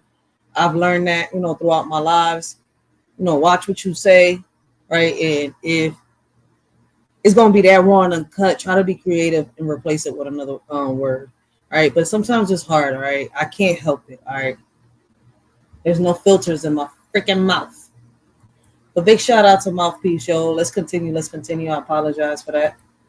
On January the 17th, and December the 8th, 1969, 4 days after the assassination of our chairman Fred, they attacked the LA office at like 5:30 in the morning. Right. And from there they went to Seattle. The interesting thing about Seattle was that the mayor of Seattle didn't sign off on the raid, but during that time, Philadelphia, Rizzo, Philly,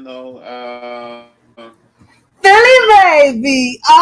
He said Philly. I didn't know we was a part of this. I'm just learning this today. All right, guys. But he said Philly, so I had to come in this John and say Philly, baby.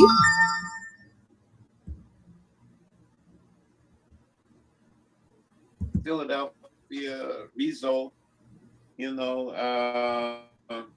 just across the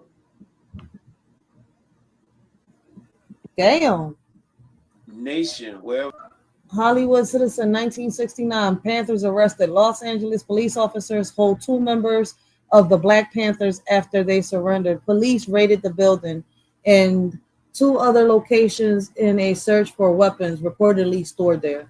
And I bet you they didn't have no weapons. That's fucked up. There was a Black Panther Party chapter, whether it was NCCF, the Valley Times.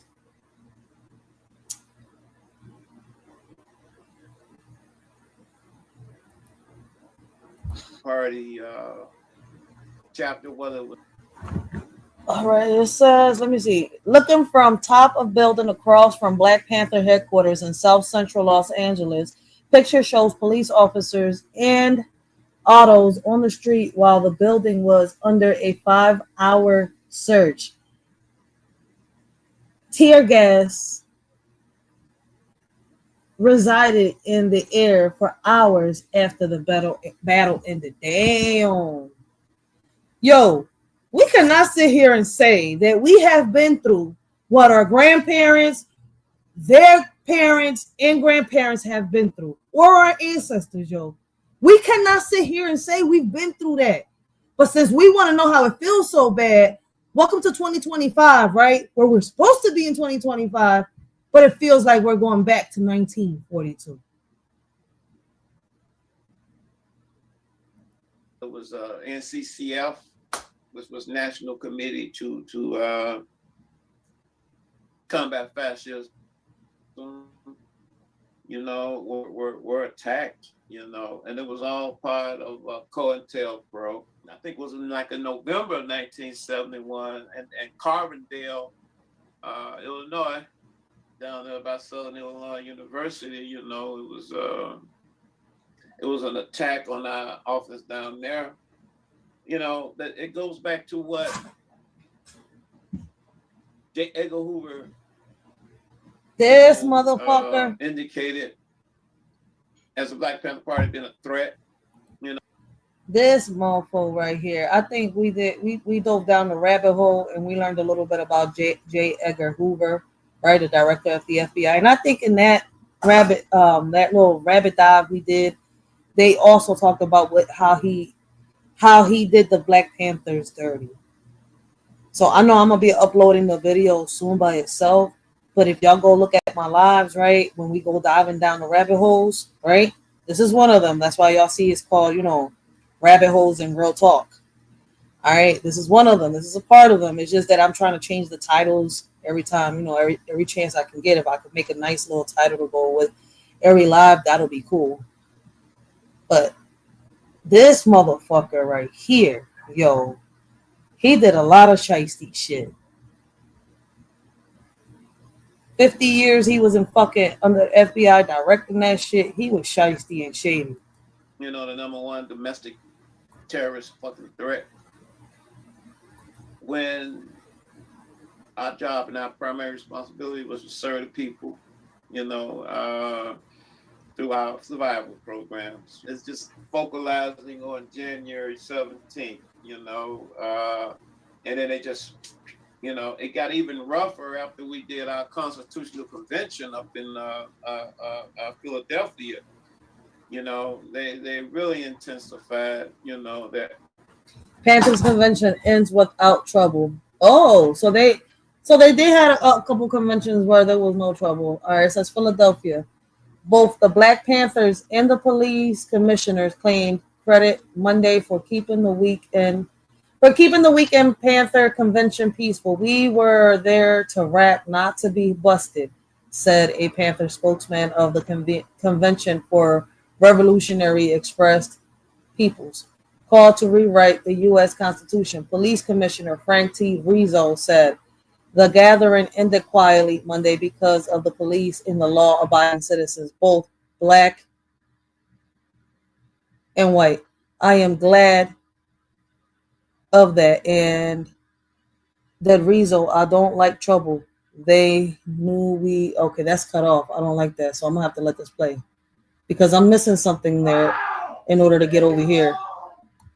Efforts to not only vilify us, but to actually incarcerate and murder us.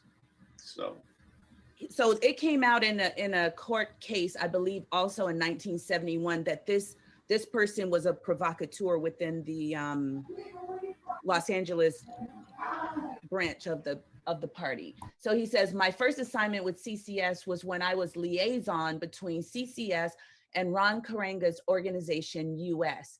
I contacted Ron Karenga and gave him orders to the effect that was given to me, that he was to curtail the Panther Party's growth no matter what it cost, and that no orangutan, that's what we called those people, will ever be convicted of murder. So he came out with a book saying about his involvement in the Black Panther Party. In a court case in 1971, Cotton, I don't remember the full name off the top of my head. I have it somewhere. I want to say Marcus Cotton. He was a leadership in part of the leadership of the Los Angeles chapter. And he either turned state's evidence at this trial, or he was a plant from the very beginning. Melvin Cotton Smith. ex-convict. And did it become known that he was an operative of law enforcement? Of course. I mean, it all comes out eventually, you know, because, you know, that's how pigs operate. You know, once they use you up and you do their shit, you know, they have no other use for you, you know, and that's the modus operatus of that, you know. Yeah, he was outed. This article is actually from Muhammad Speaks newspaper, because Tackwood, you all may remember this very significant event in the Nation of Islam's turmoil with Malcolm X. Tackwood he took credit for making the phone call to the LAPD saying that the nation had was. My bad. I had to go do something real quick. Let me see. Mouthpiece says, I have been discriminated against and wrongly handcuffed, harassed, and some other shit. If you ever worked for a temp service, some of them was like a plantation. Oh, you're not lying. You're not the first person that says that temp services feel like working for plantations on some real shit. Like, I was offered to work at a temp service when I was a teenager, right? But after some of my friends told me what it was like, I was good. Nope. I'm not going to sit here and work like a fucking slave, right? And not really make no money. Especially when I already had a kid. Like, and I was good at what I was doing. Hell no. Pay me what I'm worth.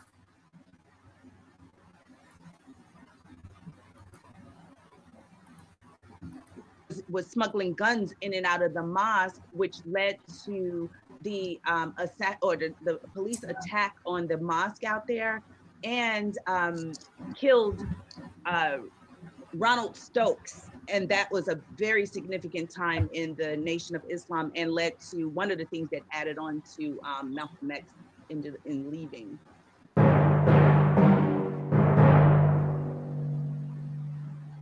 Bob Lee was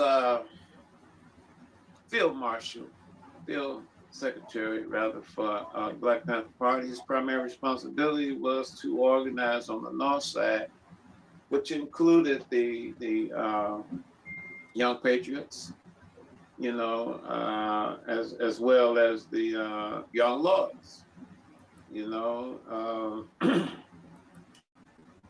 We recruited Bob Lee from, I think he was a student at Northeastern at that particular time. And Bob had a knack for being able to communicate. So around this time, that's when the Young Lords and the Panthers united. What, around 68, 67, he said? In areas that we didn't necessarily have the expertise. There were some things that Chairman Fred,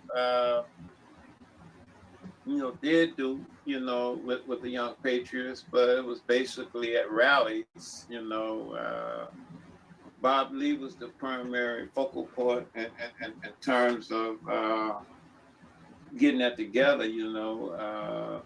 The film that Mike Gray and Howard Alt put together, American Revolution, you know, talks about, you know, who Bob Lee was and the impact that he had on really bridging a coalition of the Young Lords, you know, and the Young Patriots. We work more closely, you know, Fred and I work more closely with Cha-Cha, you know, Ped and the Young Lords, you know. I mess around with the Young Patriots too much. You know, I wasn't ready for that. I remember the cowboy hat, you know. Hey, that's having the cowboy hat. He was young as shit. Young Patriots, Black Panthers, Bob Lee, She Brooks, and Sherman Fred. Yo, look at them with their cowboy hats. They funny as shit. But I had a red star on my cowboy hat with a picture of Che Guevara, you know, and it was hot that day, you know. I took that hat from somebody, just so I could feel like I was. I can't. He went in, he said, fuck that. Give me that. I'm Scorpio today. Get over here. I just want to fit in,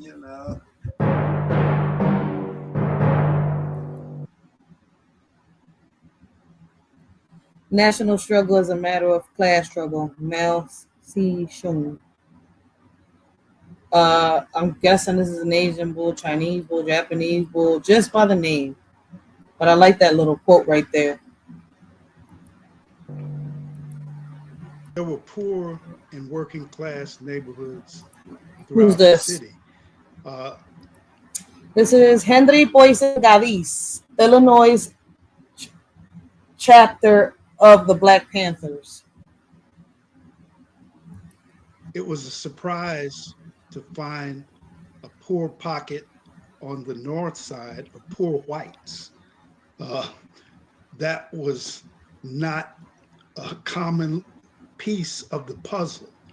And then, of course, there were poor Latinos on the north side as well, Mexicans and Puerto Ricans. And the poverty level was the same. People were living in tenements, infested with all type of vermin. There were high levels of unemployment, particularly among young people. The same thing is going on right now within the urban communities. You got some people that, I consider the working class, right? Because whether they're Black or Hispanics, right, they're working. They're earning their money, right? They're not just living off the government. But because we're mixed in with a society, right, that just lives off the government, a lot of people, for some reason, think, oh, no, everybody that's in the urban community is just poor, they broke, or they depend off the government. Don't none of them work. They're all lazy, which is not true. It is not true. There's a lot of, how can I say, kings and queens out here within the urban community. They bust their asses every day to go get that paper. All right. They don't wait for the paper to come to them.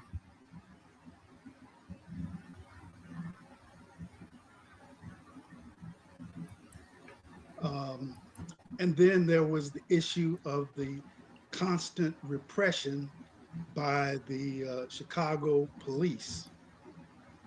You talking about a book, the movie, a show? Because I think I remember, if I'm not mistaken, I think I remember there being a book called Judas and the Black Messiah. But if you're talking about a show or movie or something like that, I don't know. I can't remember. I can't really recollect right now. Are you talking about the movie? See, I can't recollect right now. I'm not going to sit here and lie. Unless it's a horror movie. I mean, I'm talking about horror. Like anything that involves horror, that's not going to pop up on the top of my head. Now, if we're talking like drama, history, and shit like that, action, comedy, no, I'm not going to remember from the top of my head. But I've probably seen it. I'm not going to sit here and lie. But the book, yes. The movie, I can't remember. So I'm not going to sit here and lie and say yes. I've seen so many movies that I'll have to sit here and be like, damn, I don't know.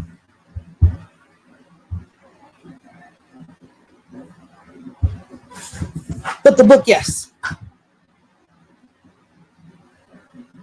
Now, my question is the movie and the book the same? So these issues we discovered when Bob Lee and myself and Ruby Smith went to Uptown to a meeting that was hosted primarily by the Join Community Organization. I'm about to look up what Mouthpiece is saying. Hold up. Judah and the Black Messiah. Because it sounds from Judah and the Black Messiah. Oh, Okay, now I know what you're talking about. Yes, I've seen this movie. I saw it with my baby pops. They killed it. I like the movie.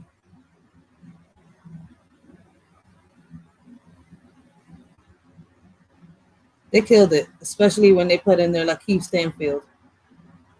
I don't know why, but I like Lakeith Stanfield. Like, I don't know when y'all first started seeing him in movies, but to me, he was a Nickelodeon and a Disney movie kid. Like, when I first saw him, it was in Disney movies and Nickelodeon movies, and he was young.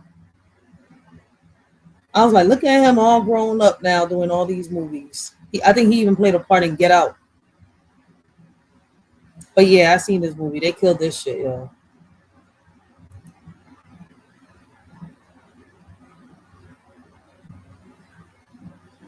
Okay. And you're right, certain parts are similar. Okay. That was a good movie though, on some real shit, yo. I recommend that movie to a lot of people. Jobs or Income Now. And it was chaired by Reverend Charles Gary. And there were other members present. We had encountered the Young Patriots earlier at a Church of Three Crosses, also on the north side of Chicago. But we got to interact with them directly when we went to the Joint Community Office. And Bob Lee, who was a consummate organizer, was able to tap into that commonality by focusing on the concept of poverty, the same issues that we were suffering on the South Side and the West Side in the Black community, and of course, a more multiracial community on the North Side. Also, the Black community primarily in the Cabrini Green housing projects. So this pretty much set the scene for bringing poor people together. The Black Panther Party was an armed propaganda unit that was. So, see why I ask a lot of people, this is how I know that a lot of people don't do their research, right? A lot of people speak without knowing, right?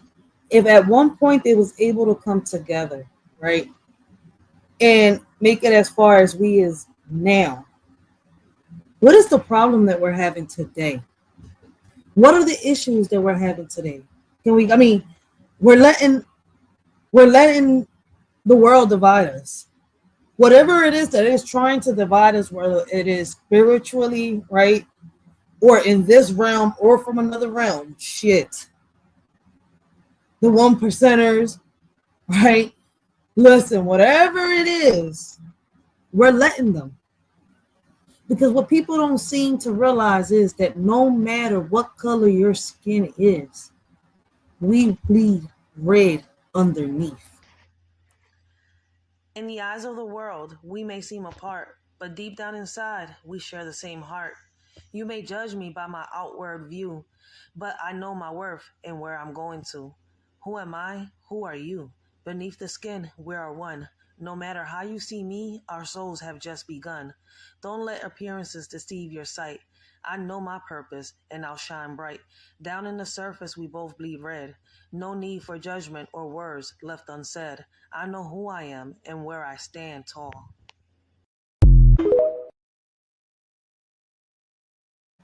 Man, sometimes I'll be sitting here trying to remember how it was back then. And the shit that we're going through now, man, like, I just prefer to remember how it was back then than to see what it is now. But then I will be lost in the matrix. Running through fields, laughter in the air, hand in hand without a single care. Skin colors varied, but heartbeats as one. Innocence and friendship shining like the sun. Playing games until the daylight fades. No judgments made, no need for barricades. Different shades of skin blending in unity. Childhood bliss, a pure community. Time has passed, but memories remain of a time when differences were not a chain. Let's hold on to that childhood song where love was a melody all along.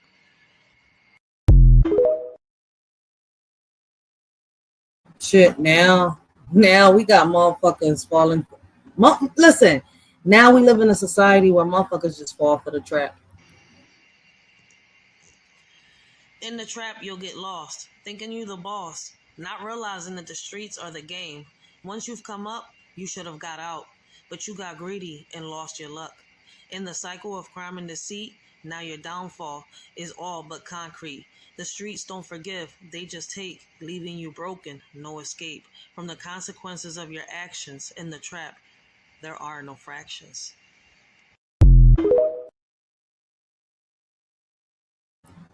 That's some real shit, man. There's too many of us are stuck trying to figure it out. Heartbeats not scared, memories flashing like a slideshow. Feels like all my hopes are crushed, but I'll keep moving forward. Lost in the darkness, searching for a ray of light. Trying to mend what's broken, holding on to what's left inside. Through the pain and tears, I'll find my strength within, rising from the ashes to rebuild and start again.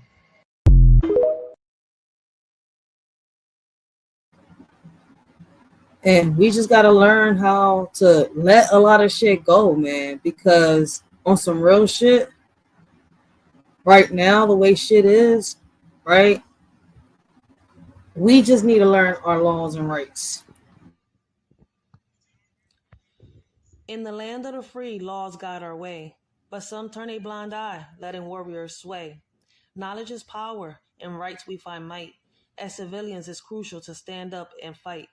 Justice is served when we know what's at stake. Ignoring our laws leaves room for mistake.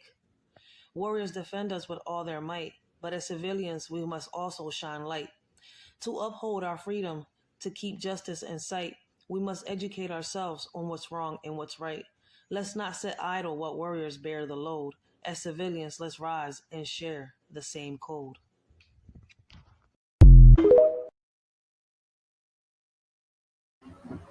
And that's some real shit. And before I press play, I want y'all to know, right? I want to ask y'all a question. Could y'all bear a world without men? Could y'all bear a world without women? Could y'all bear a world without children? Just imagine a world where there's just only men, or a world where there's just women, no children. In a world without women, will there be loving compassion? Their strength and wisdom, essential for our evolution. From nurturing to leading with grace, women bring balance to every space. Their resilience and empathy, crucial for humanity's harmony. Can this world truly function without the essence of their contribution? Let's honor and respect them, for they are the heart of our civilization.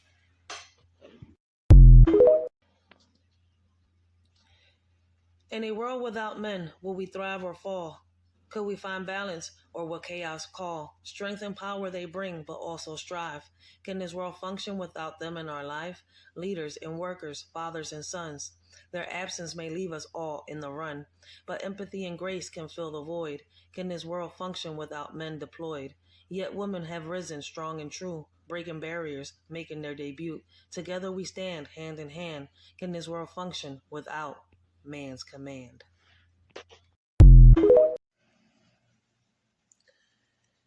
Would this world function properly without the laughter of children's glee? Their innocence and pure hearts, adding color to life's art. Imagine a world without their curious minds, no tiny hands to hold in times. Their dreams and hopes a beacon bright, guiding us through the darkest night. For in the eyes of a child we see the possibility of what could be. Their love and light, a gift so rare, a world without them we cannot bear.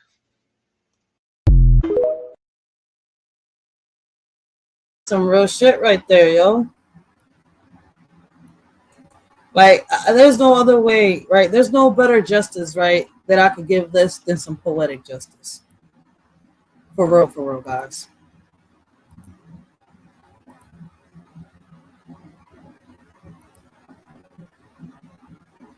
So if anybody's coming in, man, I want to welcome y'all to the rabbit hole dive. We diving down rabbit holes.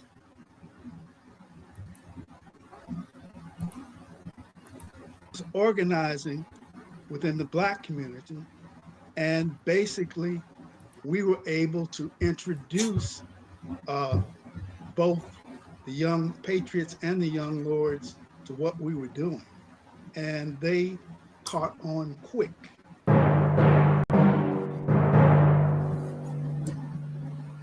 Manuel Ramos was one of the original Young Lords when the Young Lords were just a street group. Right. So he was one of the originals, very much part of the development of the Young Lords, you know, when they're all a bunch of teenagers in Lincoln Park.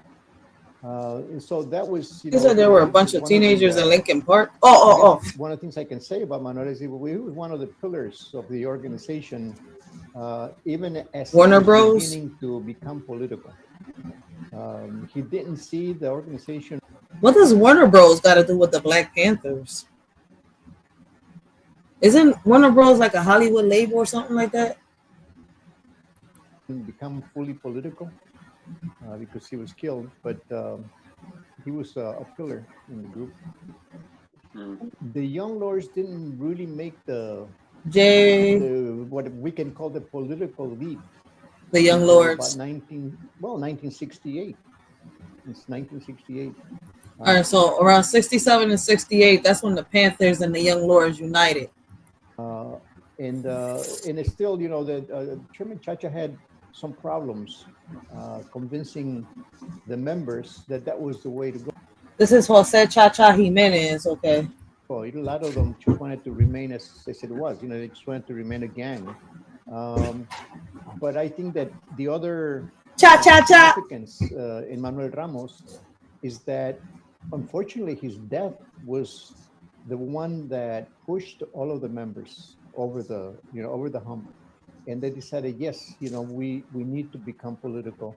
The idea. Oh snap! So the death of Jose Chacha Jimenez is what got everybody together. So it takes for someone to become a martyr, for people to actually unite.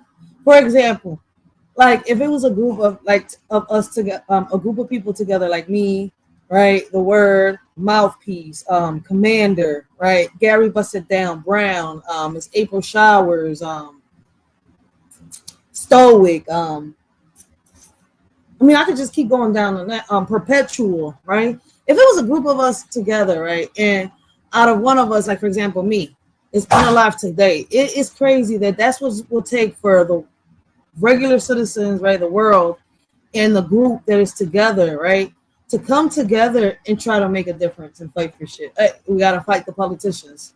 It's time to make a stand. And that's what the politicians don't want. They want us divided enough so that we don't come together. But it's crazy that when somebody, right, is a part of something and that member is unalive because of something that the government is to blame for, right? How shit gets fired up fast. Now you see the whole world united. It's crazy how it has to get that far. I mean, listen, they all speak for itself. Malcolm X, Martin Luther King, Rosa Parks, members from the Black Panthers, members from the Young Lords, and much more. Like, this shit is crazy. The idea was that as a gang, you couldn't really put up resistance to this kind of Puerto Rican and Al Pashan youth gang members, Negroes, and members of the Radical Students for a Democratic Society joined in a march to a North Side police station Tuesday night to protest the shooting of one youth and the alleged beating of another by police. The crowd swelled to about what? I hate when they cut this shit off. Police brutality, because it would be very difficult. But as a political organization, you know, we could. And I think that was, you know, I think that was the significance also of Manuel, that that was at that point that the members that were resisting the change were convinced that that was the way to move. When Manuel was shot, I think his name was James Lamb, and he was off duty when the Young Lords were having a birthday party. And apparently there was a ruckus out in front of the house. So some of the guys in the group came out to check it out. And that's when, they came out in the front porch, and that's when they saw James Lamb with a gun. And of course, I'm sure that, that I wasn't there personally that time, but I'm sure something happened that this off-duty policeman probably felt enough threatened by the group that he had to shoot. He shot Manuel in the eye, and he shot another brother. I mean, the only way that he could feel threatened is if they was all armed. Was they armed? Did they have weapons on them for the police officer to feel threatened enough to shoot them? We used to call him spaghetti, Rafael Rivera, in the neck. Rafael survived, but Manuel didn't. I have a brother that was also very much in support of the organizations. He had another organization that was called the Latin American Defense. Let me rewind that before I read. It says OB Lopez, 30 of 2739 Division Street in Carlos Herida, 20 of 2737 18th PL, were arrested and charged with aggravated battery, mob action, resisting arrest, and disorderly conduct. 7 others were charged with resisting arrest and disorderly conduct. The protesters marched to the aid office under sponsorship of the Latin American Defense Organization, 2739 Division Street, the Spanish Action Committee, 2741 Division Street, and the United Christian Community Service, 201 North Wells Street. In support of the organizations, he had another organization that was called the Latin American Defense Organization. And it's interesting because the Black Panthers and the Young Lords used to be security for the welfare mothers that were members of LADO, Latin American Defense Organization. They would be protesting the fact that they were being denied welfare benefits. And I remember several times the Panthers and the Lords were really the security for, it was mostly women, in the group that were protesting. So that kind of relationship with Lado also goes way back, 68, 67, 68. We work very closely together to create programs that would serve the community. The Young Lords were more engrossed and focused, on Puerto Rico for a lot of different reasons, going all the way back to 1950. Damn. When the little minor insurrection happened, with Harry Truman, and their whole thing was freedom, I didn't know this went further back than 1969. So I thought that, they came across each other around that time in that era. He said they go all the way back to the 1950s, huh? Yo. All right, guys. I'm going to stop it right here because I'm way past the 2-hour mark, man. Wait, you know what? We're going to play a couple more minutes because I want him to finish his phrase, and then we're going to pause it. Rico, you know what I'm saying? And that was ideologically what they focused on, and that was what made them such a power, whereas working with the Students for a Democratic Society, privileged, sometimes I wonder what the hell they were struggling for, other than to get their ass beat. messing with the police and shit. You know what I'm saying? But we were struggling for our survival, and we still are.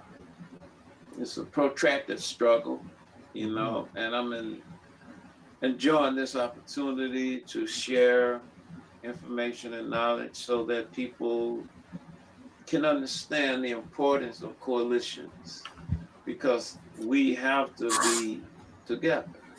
We can't be separate, because we all got the same boot on our neck, and we have to collectively get that boot off our neck. I think that the relationship between the Young Lords and the Panthers was a natural one.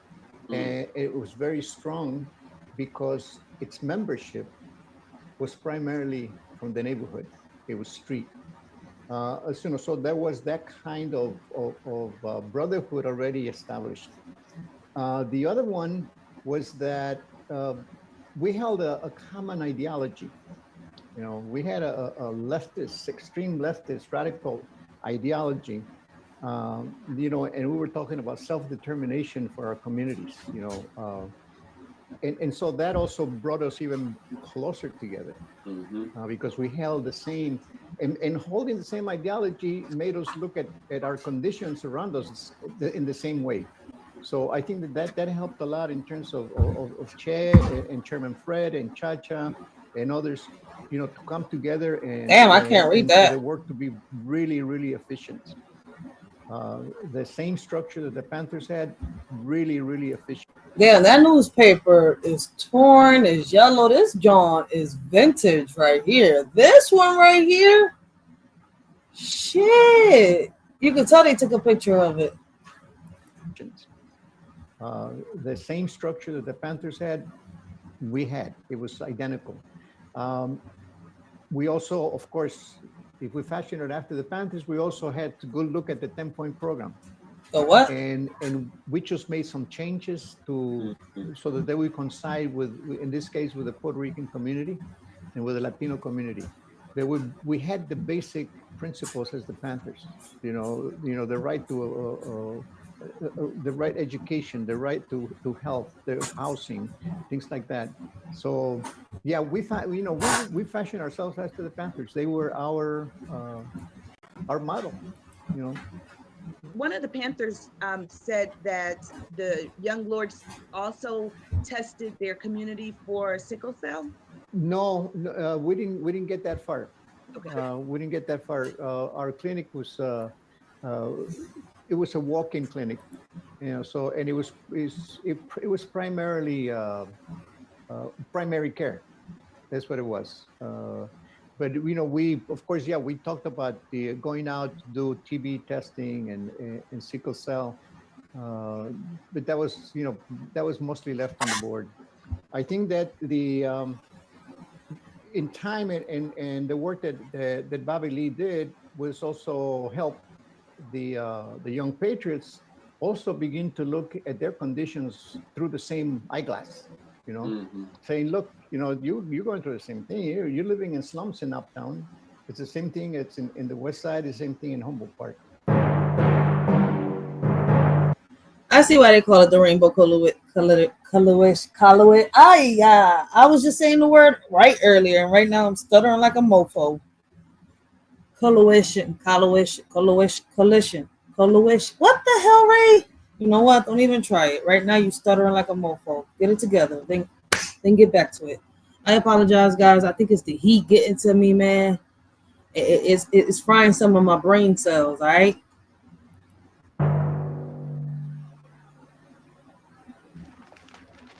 Judas and Black Messiah.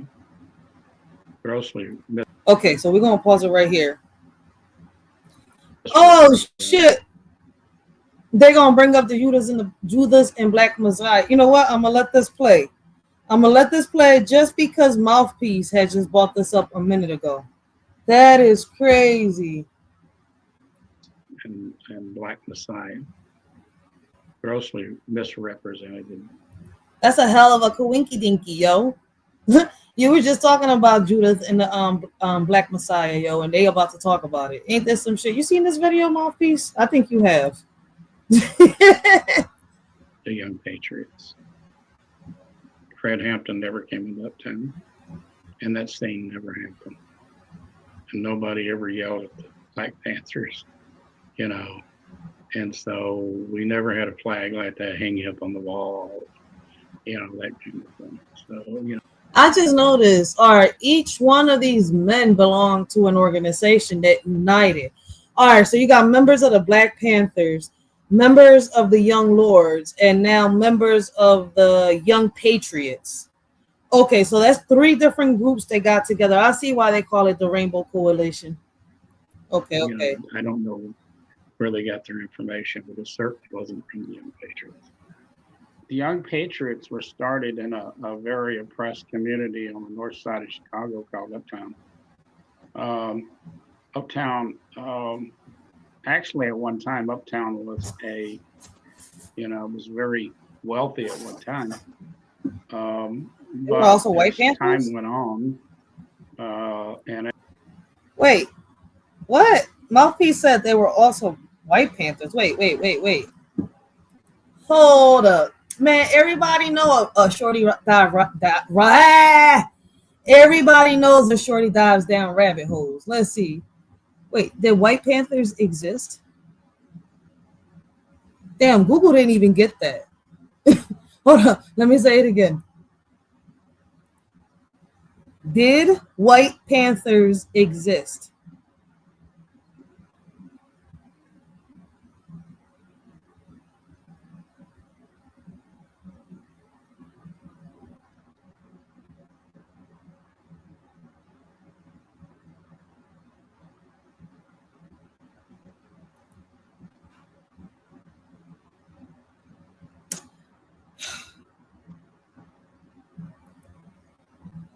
Does the White Panther organization exist?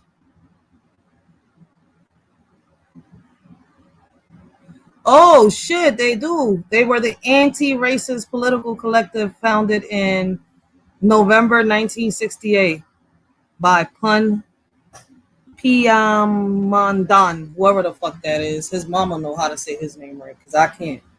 Fuck. Does White Panther exist? Was there a group called White Panthers? There you go. All right, the White Panthers were an anti-racist political collective founded in November 1968. I'm not even saying that bull name again.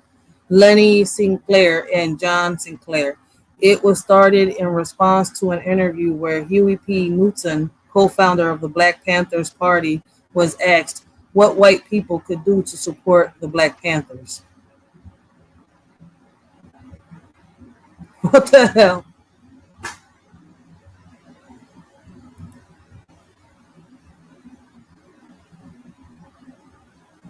This is crazy.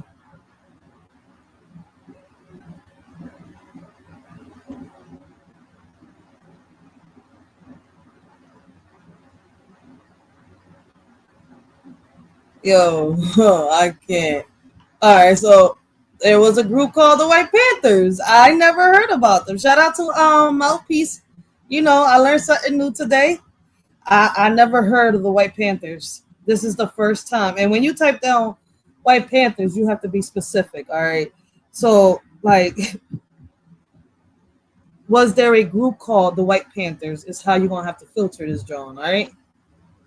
Mouthpiece sent me on a little journey real quick. I almost got lost. I'm like, wait, he tripping because they not now. I'm over here looking for fucking cougars and jaguars and shit. But no, then you know, I had it. Does the White Panther organization exist? See, because I'm over here like, wait a minute, what does the damn cougars and jaguars and shit got to do with damn Black Panthers and the Young Lords? OMG, shout out to Cutting Edge. We got Cutting Edge in the building, man. Make sure y'all go check out Cutting Edge. All right, he got his little channel. Guys, this shit is crazy. All right, let's get back. Let me not get thrown off, all right?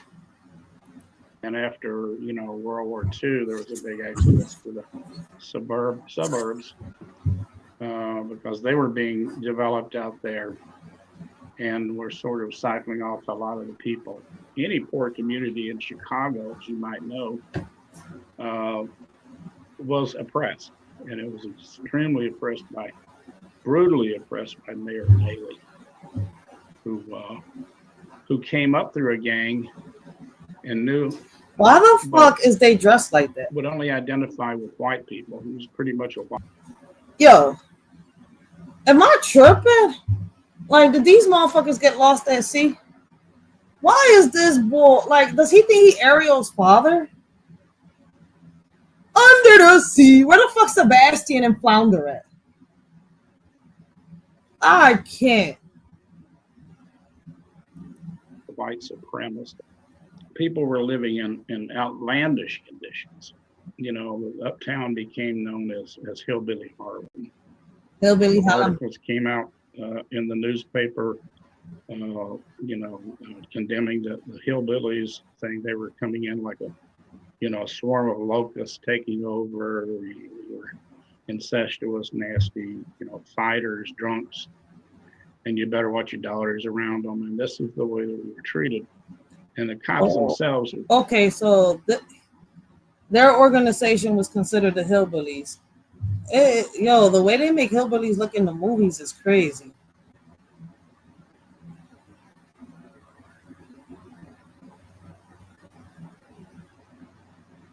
You said the made-up characters is crazy. We got Puzzle Piece in the building. Blessings, big sis. I haven't seen you in a while. How is you and yours doing, man? Big shout out to Puzzle Piece, yo. Man, damn, big sis, we miss you. Treat you, as you were subhuman. The only ones that we could really identify with was the Black Panthers, and they were a militant group, and we were militant because we thought, it doesn't do any good to be passive and to try to be involved in the system, because the system, we've tried that before, and that doesn't work. So we came out with a statement, and we also, Oh shit. Appreciate you, big sis. Appreciate that, yo. Support. Appreciate the support, big sis. Hold on one second. I don't got no drops for the music. All right, so let me just play something. They don't talk about us, only when there's a crime. Would you believe me if I was to tell you that in this world, with or without money, we're all rich, even the poor? The problem is those that say that I'm reaching out to give a hand and stay they leeching hands is itching, ready to see you missing. Well, I think I went to write. Something inside me told me I can freestyle or I can rap. I can go with a rhythm that can make you dance. Tell you what I see on a daily, tell you everything's okay just to avoid dilemma. Or I can simply bring you something positive to the table and warn you of the ongoing problems that we're having. Instead, I have to reach out to my conscience once again as I watch the crime and the violence rise and the kids lose their innocence. Now the concept of forming a home day by day loses its essence. They don't want to hear that. I can't keep my arms crossed in front of the system. If I don't do something, I'm also part of the problem. As guilty as the one that pulls the trigger, like the person in the crowd that hits the record button on their phone to expose a lie instead of the truth for clout. They need 1,000 views. The government doesn't have a solution. The problem started when we took God out the equation. The problem ain't us celebrating. The problem is that we're a nation divided when we should be a nation united and praying. That's how we live today. When problems occur, we come up with a meaning.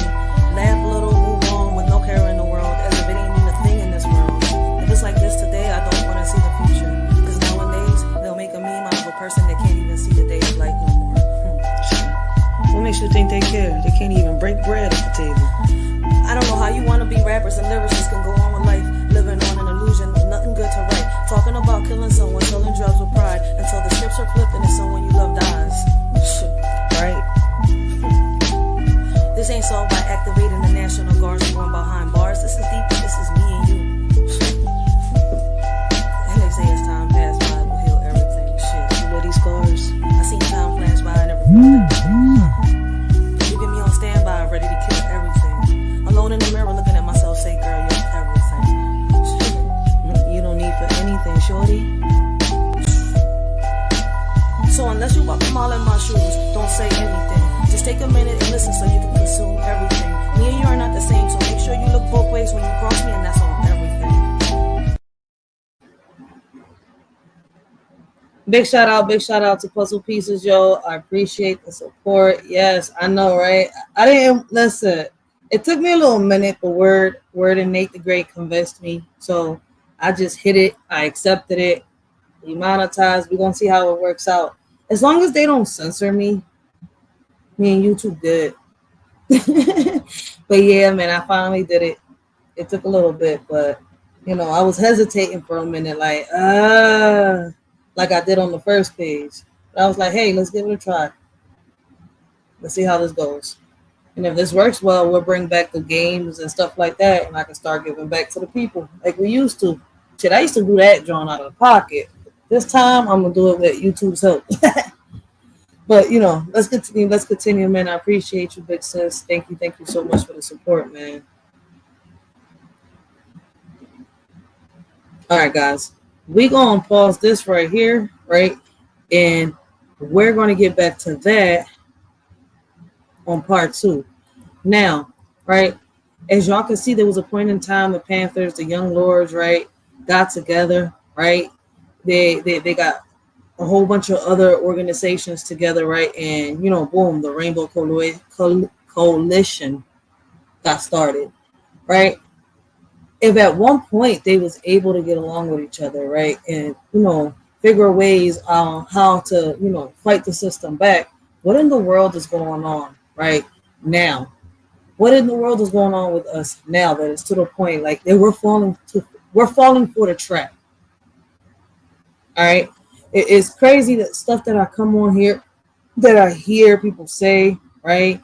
How, oh, if you know, as a Puerto Rican, you're gonna get deported. As a black person, you're gonna get deported. I'm sitting here like, is y'all fucking serious?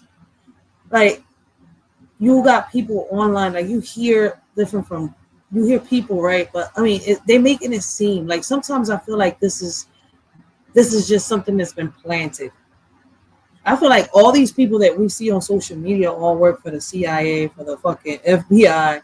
Like, man, I may sound crazy right now, right? But these people that come acting a fool, because if you really peek before all this went viral, right? The majority of the people that were coming out didn't look like they were Caucasian, right? Starting the little riots and shit like that, giving out masks. I could just keep going down. I know I'm not the only one that sees these videos. Where the Mexicans? Where the blacks at? Where are all the Latinos at? Right? But now you're looking at it and all you see is nothing but Mexicans disrespecting blacks, right? Begging and crying. But I'm sitting here like, wait, Mexicans aren't the only immigrants. Haitians are getting deported, right? Hondurans are getting deported. Asians are getting deported. Like Chinese, Japanese, Africans, Jamaicans, right, are getting deported. And it's like people are turning around. I mean, I feel as though a lot of this could be a stage, right? Because anybody can come online. And the same way anybody can come online and drop a video, make a video, go live, right? Videos like this could be pushed. But let's take a look at like a few videos before I end this live. Let me see, did I hit the 3-hour mark yet? Damn, I still got a long way to go for that 3-hour mark. I don't think I'm going to be able to hit the 3-hour mark, but let's try.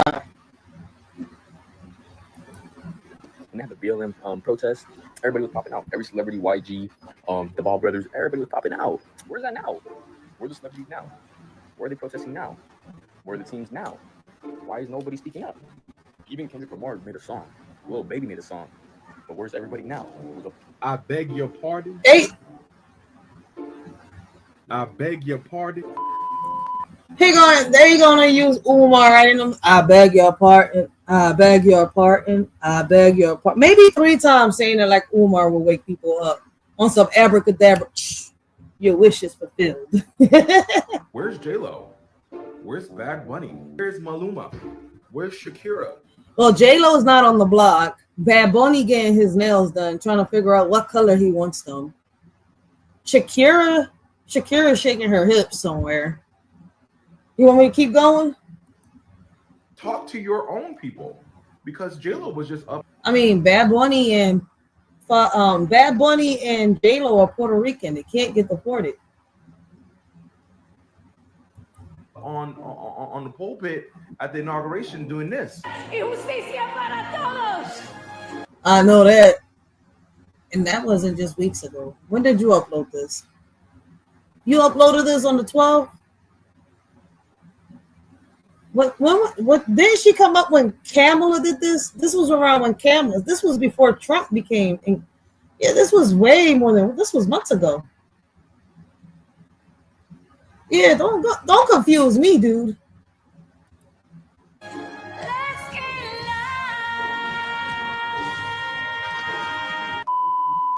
No matter what happens in this country, everyone under that POC umbrella always finds a way to put the focus back on Black people. Obviously, we understand what's going on right now with the ICE raids that are going on. I mean, I only say this on social media because out here, our focus is on what's going on around us. How can we get resources within our communities? Out here, a lot of us is united. But on here, I don't see what I see out here. I see this. Going on in America and Los Angeles, to be specific. People talking about we're not going to fight, right? Why y'all asking? Go ask your own kind. But I'm sitting here like, I don't see that out here. I don't know. Maybe in certain places it's happening, right? In certain areas. It might not be in the area that I'm in. Because we got to realize that we are different communities within communities. Crazy, right? But there have been a lot of Latino people coming online asking about Black celebrities and Black people showing up and comparing this event to BLM. Now, don't get me wrong. Facts, puzzle pieces. That's what we've been saying for the longest. All of us have been saying it. That's why I'm over here like, what in the world is going on? Like this right here is trying to show that we're all really divided. There is division, yes, we cannot deny that fact. But out here, a lot of us is united. So why is this being showed to our youth, to our kids? Oh, and guys, by the way, guys, make sure y'all check a shorty out on Flip, man. If you don't have Flip, I left the link down below in the chat, right?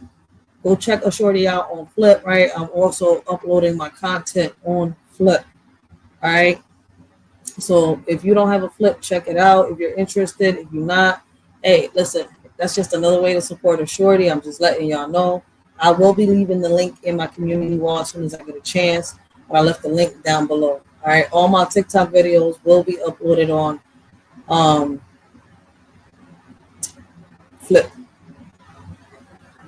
But let's continue, y'all. But yeah, puzzle pieces. That is basically what we're all trying to say, man. When we come online, right, just because some of us are part of the Latino umbrella, right? And I'm not saying Hispanic, no.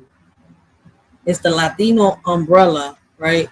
Because at the end of the day, I'm still a Puerto Rican. And yes, the Puerto Ricans do come together to try to support.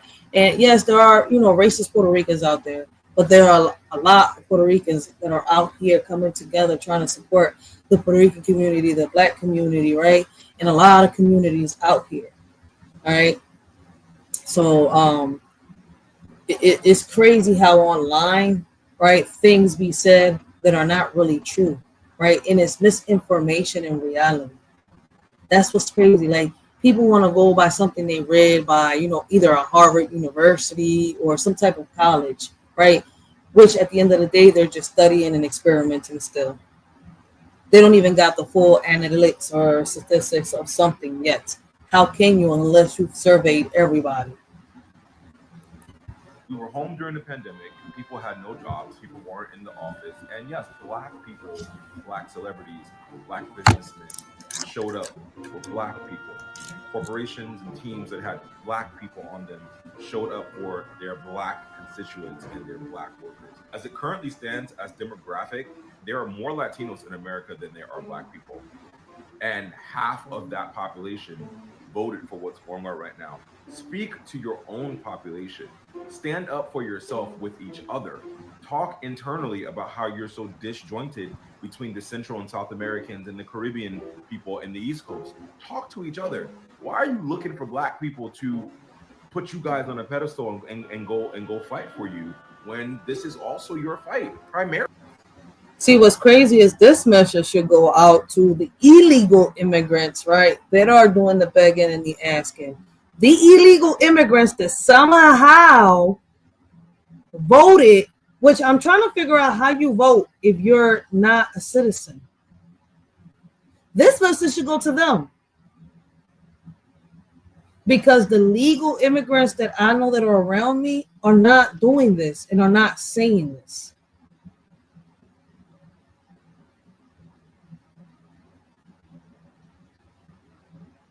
Facts, Puzzle Piece. I love Puzzle Piece, yo. We miss you, big sis. Barely your fight. Black Lives Matter was our fight, but we speak up for ourselves. We also speak up for everyone, and we did it the most with our vote. And even though Black people are saying this is not our fight, we're sitting this out, we're doing all these things like resting, there are several ways Black people are showing up by not supporting Starbucks, by not supporting Target, by not supporting any company that put out DNI, But that's called boycotting, not protesting. And there's a difference between boycotting and protesting. All right. And I feel as though boycotting could work, but people don't want to listen.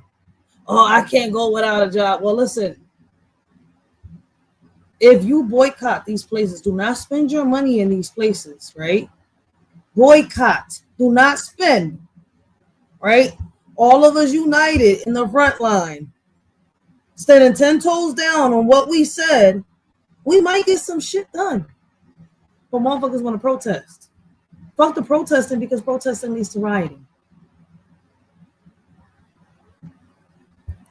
boycotting, by using our voice like I do. There's so many ways that Black people still will always show up for ourselves in this country. And when we show up for ourselves, guess who benefits? Everyone else. Reach out to your fellow Asians. Reach out to your Middle Eastern Arab people. Reach out to the large Russian population that's in LA, the Armenians, the Persians. There's so many immigrant groups that live in this city, but you want to single out Black people.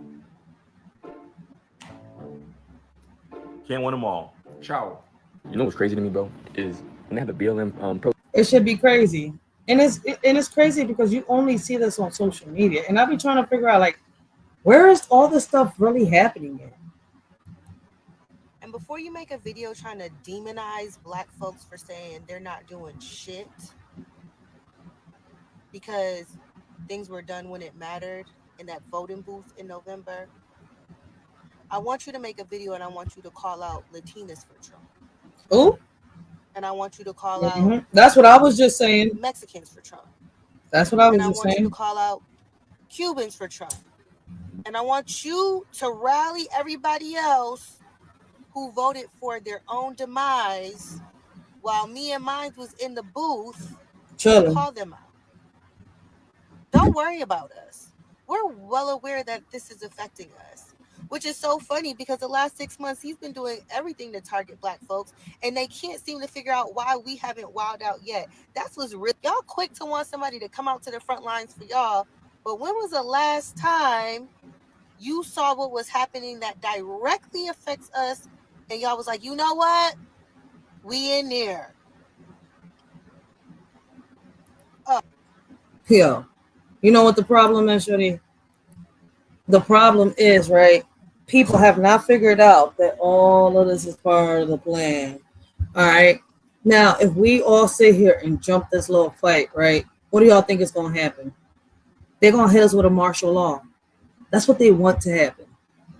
But some people are so stupid that they don't understand. Oh, but you have to have a soft heart. You know how I can, how people come at me online? Oh, you a Latina, you should know. Oh, you Puerto Rican, even more. You should fight. What you gonna do when you get the? I'm sitting here like, you do know I can't get deported, right? I'm still an American citizen. But let me humor you real quick. I mean, I don't know. I guess I'm gonna have to be trying to cross the border. Because at the end of the day, right, this is still not our fight. Y'all wanted this. It's like an older person sitting here getting themselves in a whole bunch of mess, then coming over here asking for help, right? Pretending to be a victim. Let's make it make sense. And then when you find out that these people are victims, you're like, I'm not defending you. You got yourself in this mess. Get the fuck out of my face. You see where I'm coming from? Like, It's the same shit. You got yourself in this mess. Don't come asking for help now that you can't get out. It don't work like that.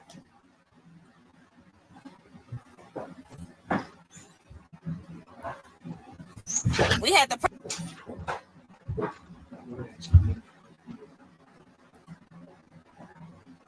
Hold on.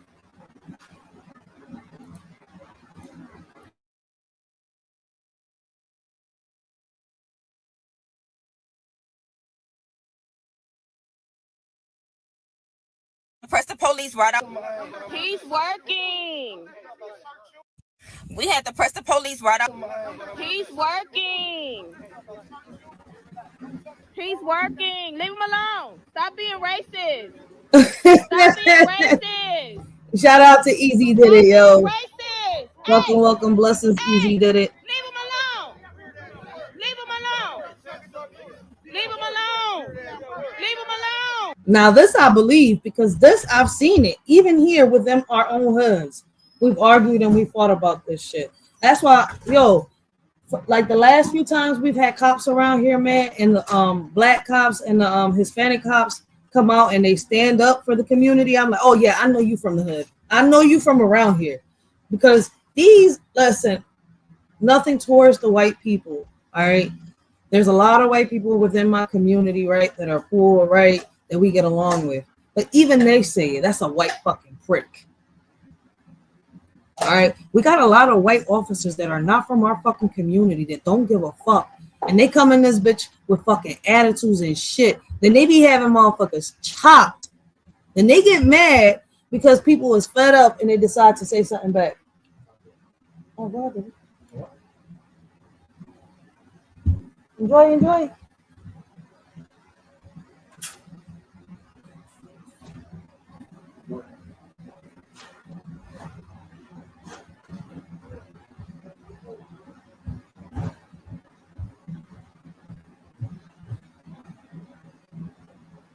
Oh, my bad. I was reading the chat. Leave him alone.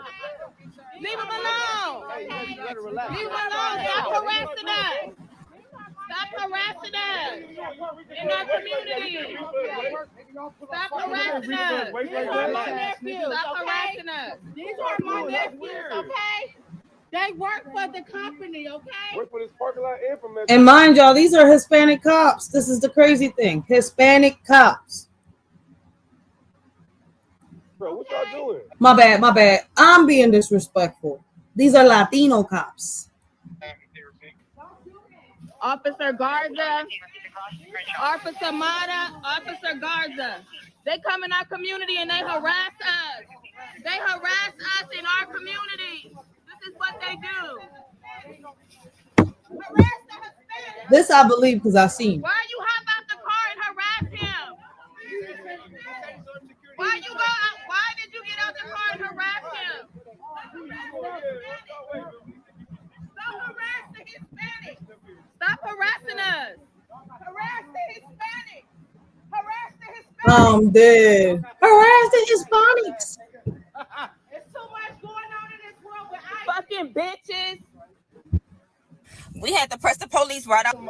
He's working. He said, you fucking bitches. You fucking bitch. Let's look at the comment. So Hispanic police officers trying to antagonize situations with black people. Facts. They're causing division. And what's crazy, Tom McDonald says it in the damn song Brainwashed. I don't know how many of y'all missed it, didn't hear the song. I think I'm guessing a lot of people already heard the song Tom McDonald Brainwashed, right? He says it, he goes through the 10 steps, right, that they take to, divide and conquer, right? And all this, right, is just, listen, like I tell people, man, if y'all want to fall for the banana in the tailpipe, go ahead. All right? Only a monkey will sit here and dance for money when it's fucking dangled in front of them. On some real shit. Like, let's be real. We fucking humans. All right? Like, this shit right here is crazy. Black women fearless and always stand 10 toes. Wish it was reappropriated. The lady saying harass the Hispanics. I'm screaming. That's why I said the same shit. I was like, you don't see that this is the agenda?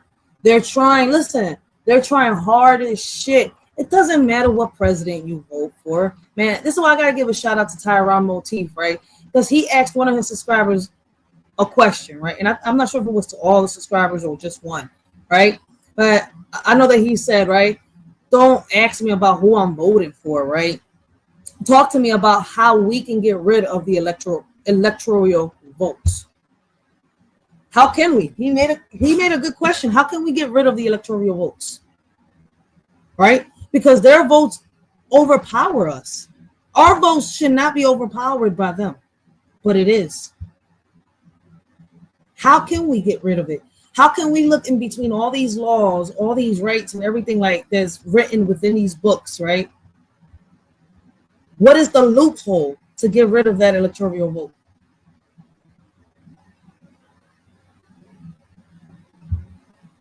Facts, like Commander just said in the comments down below. Facts. How can we bring it back to we the people?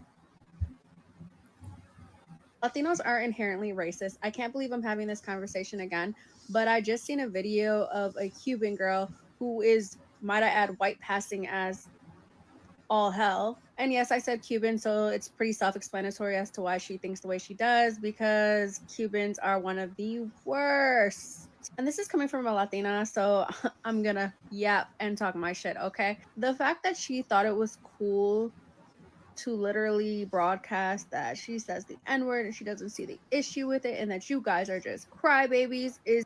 I have an issue with some of the videos that I've seen. Like, people are so disrespectful that they're saying the word, and they're saying the word nigga with a hard ER at the end. And I'm sitting here like, damn. It's been a minute since I've said that word. I'm not going to sit here and lie. I got to pat myself in the shoulder because growing up in the hood is a word that we constantly said to each other. Even learning the definition to it, we kept saying this word to each other. It didn't matter if you was Puerto Rican or black. For some reason, that word nigga, it was a word that we just said to each other constantly. Like, oh.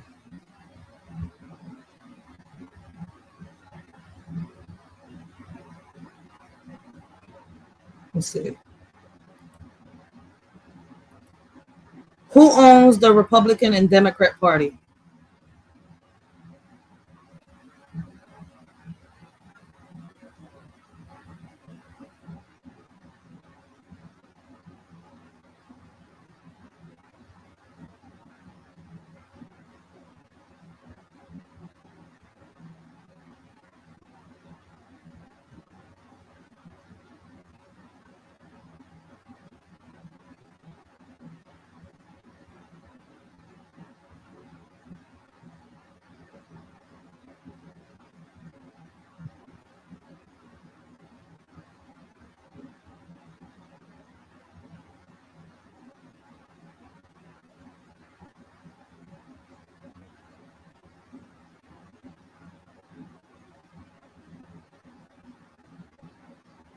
I think I might found a source here that might tell me, but I'm definitely about to dive down this rabbit hole in a little bit. Not right now, though. I like that question. Yo, okay, Easy did it, sent me down a rabbit hole. All right. Listen, it's okay. It's okay. I like going down there with Alice in Wonderland. Hopefully this time I meet the Mad Hatter. is absolutely insane. Girl, you literally will never understand because the color of your skin lets you into places and spaces that make you feel comfortable. You literally have found proximity to white people, and in that proximity, you became weird. But need I remind people yet again, proximity does not equal whiteness. At the end of every single day, you are still a Latina. Wait, Easy you said the same group that owns your mainstream media. You're talking about Blackstone. I hope I said it right. Blackstone and all of them. I be forgetting their names. Let's go, Thumper. That's some real shit, man. Fuck that. Call me Thumper and give me a salad. But baby, Thumper, they killed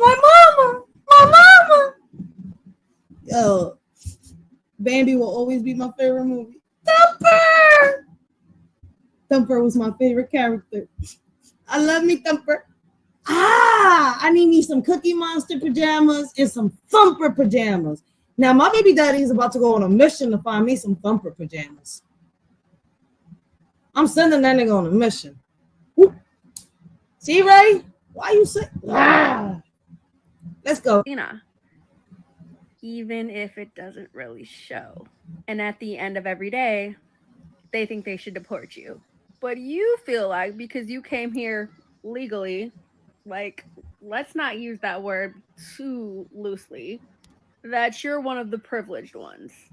When on any given day, a Caucasian person wouldn't be able to tell the difference between you and a Mexican, a Puerto Rican, a Ecuadorian, whatever have you.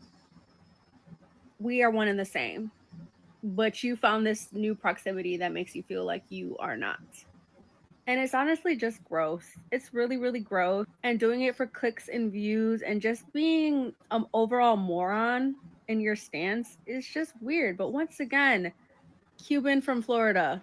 Do I need to say more? Latinos are... I mean, she just exposed what people already know. Like, we know that out of all, the Latino cultures, right? The Cubans hate the blacks the most. More amongst their own culture than any other culture. Listen, this is what I want y'all to understand, right? It's not that they just hate black people in black communities, right? They just hate people, right, of darker shades. That's why I don't get tired of saying, man, we talk about the white man so much, how much hate the white man has in their in their heart. But do we realize, right, how much hate we have in our own heart for our own kind? When in the world is we gonna stop killing our own kin?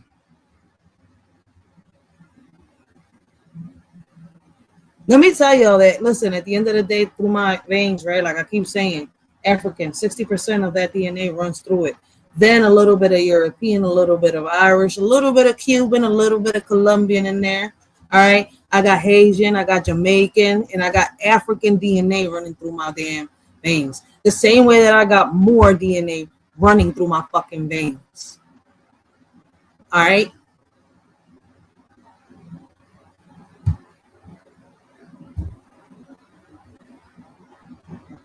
Exactly, Commander. Facts, facts, facts. One, I can't be racist because racism involves power. I don't have power. Easy did it is the funniest. Not even my own group.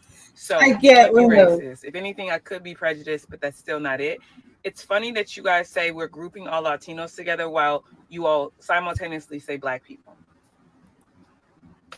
I'm so sick of the... I hate saying black people because in reality, right, it's brown. No matter how dark of a shade you are. You got mocha chocolate, you got fudge, you got dark chocolate, you got light chocolate, you got milk chocolate, caramel fudge. Damn, it's so much chocolate out there. But black is your hair. All right. Black is my desk. Black is the back of my phone. I don't know if I got the screen on, but y'all get my picture. I only say black because that's what people are used to. And I'm screaming black for those in the back, right, that don't understand, right, that at the end of the day, we're all different shades, right? But we all bleed red. Yeah, we all bleed red, all right? But where I come from, shit, a lot of black runs through my veins. And I ain't ashamed of the black I take. Shit, I put that one on the pedestal. Like, yeah, man, it's my king right here. Shit, you got me fucked up. Going around talking about, like, that's another thing, man. Too many women talking about no more black kings exist, man. Then what the fuck you call mine? Sure as hell is a black king. He's a great father, a great uncle, a great brother, a great son, a great fiance. See where I'm coming from? A great working man, a great provider. We still got men out here that are good. It's too much of this shit on social. This is why I keep saying, man, the world is a stage. Half of what they give us to watch through social media is an illusion, yo. It's like they want us to fall for a trap. For real, for real. Like, and if you're stupid enough to fall for the shit that they say, man. One, I can't be racist because racism involves power. I don't have power over any group, not even my own group. So I can't be racist. If anything, I could be prejudiced, but that's still not it. It's funny that you guys say we're grouping all Latinos together while you all simultaneously say black people. I'm so sick of the hypocrisy. And Come here, you gonna make me pause this again. You gonna say that though. She said, take that. I can't with Commander. I cannot with her. Yo, I'm done. She trying to throw this shit out of me right now, yo. She said, take that. Did she really say that? Oh shit. Rachel, what in the world you went in? Listen, my head don't be in the gutter. I'm sorry.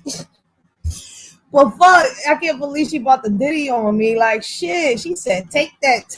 I can't with Commander, yo. You know what? I can't be racist. You know what? Racism involves power. I don't have power over any group, not even my own group. So can't be racist. If anything, I could be prejudiced, but that's still not it. It's funny that you guys say we're grouping all Latinos together while you all simultaneously say black people. I'm so sick of the hypocrisy, and that's why we're not showing up.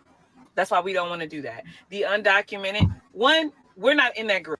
You should not show up because it's not your fight. Not because of what people are saying, but because it's not your fight the same way that it's not my fight. I mean, y'all see that fucking the governor of Puerto Rico is out there snitching on the all the undocumented aliens and PR. I'm saying like, oh shit. She said, I don't want no parts of this. Trump not putting me on the chain. Gonna take our rights back. Group. Why do y'all keep looking for us? We're not your Avengers. We're not Tony Stark. We're not Black Panther. We none of that for you. Okay? Because none of y'all as a group, because that's what I cannot ban HR, Commander. I cannot ban HR. HR cannot get banned. She is part of the 9. y'all are, as much as y'all don't understand this. You are one demographic in the United States. I understand where you come from. You might be a lot of different demographics, but in America, they stupid. So they group everybody into color groups. And you're Latino here. Okay? That's all you are. You're not Cuban, you're not Mexican, you're not El Salvadorian, you're not Venezuelan, you're none of that. To Americans, you are Latino, just like black people are black people, and immigrants that come from black countries got to figure that out once they get here too, because they weren't black. They were themselves in their homeland, just like you were. You are your name in your homeland. In America, when you are considered a minority, you're not even a person, you're a group. And we told y'all asses, y'all were a group, and they were coming after your group if you don't. Oh, man. Easy did it. I'm about to go join you. I'm an alien, too. I ain't a part of none of this. I was minding my own business like SpongeBob. I was really minding my own business like SpongeBob. And then out of nowhere, all this. I'm an alien, too, all right? How do I get alien DNA? I think I'm already an alien anyways, right? Because, listen, when I was younger and they told me that I had blue blood, I thought I was an alien. Not knowing that it was a transfusion of blood. Because they had to bring me back to life. So, listen, I thought I was a fucking alien for a good minute. Till now that I'm older. Vote for democracy, and you didn't as a group. It was a group project. You understand this concept at school, then you understand you're a group in America, because America is basic. If you haven't seen, we got the highest roles in our country being led by children and racists and old TV hosts who are drunkards and drug addicts and on depends. Like, they don't think in complexity. We do. But we told you who you were dealing with, and you didn't listen. So as a group, get your group together. Leave my group alone. Damn. We got enough to be worried about, and we're citizens. And we built the country, and we were enslaved, and we still got to fight because they mad a black man got in the White House and helped them. Well, Puerto Ricans are citizens, too. How come we getting come at like that? Like, why y'all coming down our necks? I'm a citizen by law. Hey, don't die on me, phone. Where my charger go? See, I need to mind my business. Saved us from the recession. They mad about that. So trust me, we know what you're dealing with, but we dealing with it far worse. We saved the nation as the president. We built the house they live in and work in. We have built this nation, and they still coming for us. So no, our group will not be volunteering for this group project because you failed the last one. She said you failed the last one. Yo, I can't. But nobody owes nobody an explanation. But we sit here explaining what to who was the real question. Y'all know when Latinos and Hispanics be like, Black Americans are next? They really thought that Y'all know that Latinos and Hispanics, well, Latinos and Hispanics are all in one. And it's kind of disrespectful to call a Latino a Hispanic when they're not really Hispanics. But we'll get that in, it's another topic for another live. All right. Like, I will break that shit down later. There's a difference between Hispanic and Latino. All right. And Latinos are not all Hispanic. They're not Hispanioles. They're not Spaniards. Okay. They may speak Spanish. All right. This is what happens when a whole bunch of group of people get a whole bunch of different groups, right, of different nationalities, different ethnicities get grouped under one umbrella. Americans are immigrants. And that explains why they voted the way they voted. They try to get us up out of here.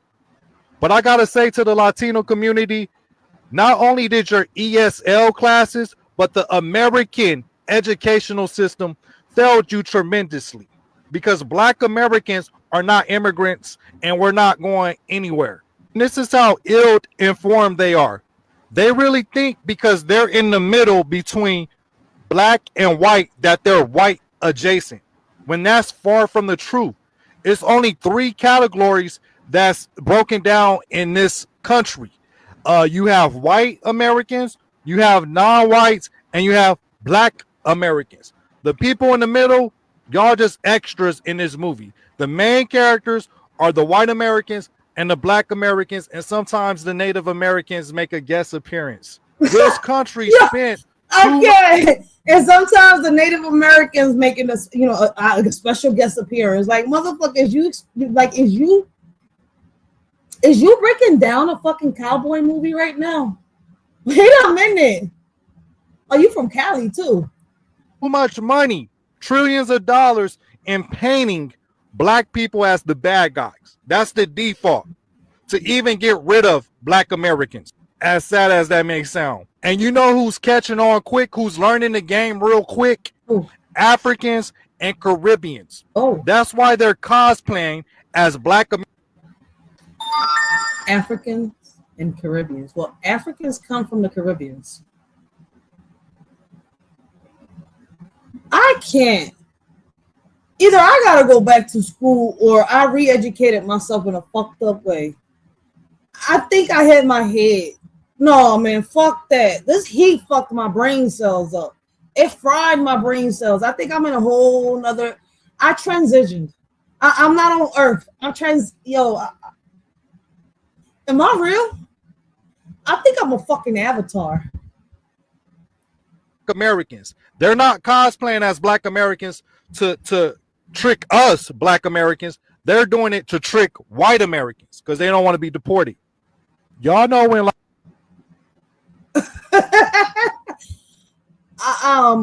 somebody in the comments said like they forgot we have birth certificates. I mean, lady, they got birth certificates everywhere, even in the country. I mean, out in the third world countries. There you go. They even got birth certificates.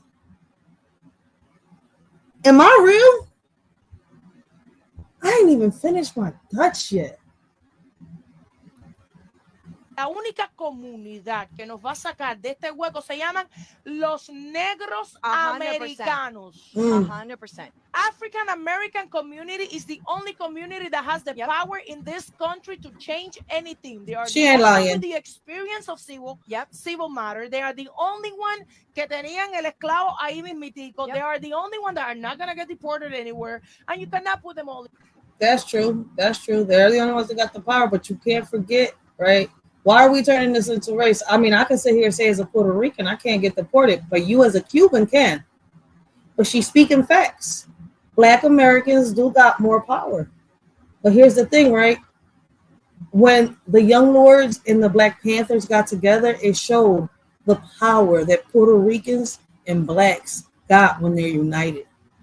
And they sat here and they helped the Cubans and they helped the Colombians and the Dominicans. And what did they get in return? What did they get the fuck in return?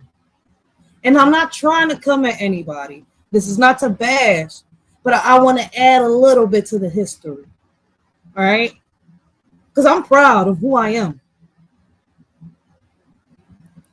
All in jail. So African American community, which is the community that is stepped on by Cubans, the most are the only ones that are going to save the Latinos. And I clap for the African American community that has not come out because it is not. I do. We didn't do shit for them. Get it. I in get masses, it. But I don't. Me and you support, but in masses. We didn't support anything that was going with them. Latinos look at Cubans specifically. I'm not gonna talk about any other community because I'm not part of that community, even though I'm a Latina with them. Cubans talk shit about African Americans. Cubans did not support African Americans. Cubans think that they all victimize themselves, that of this, all of that.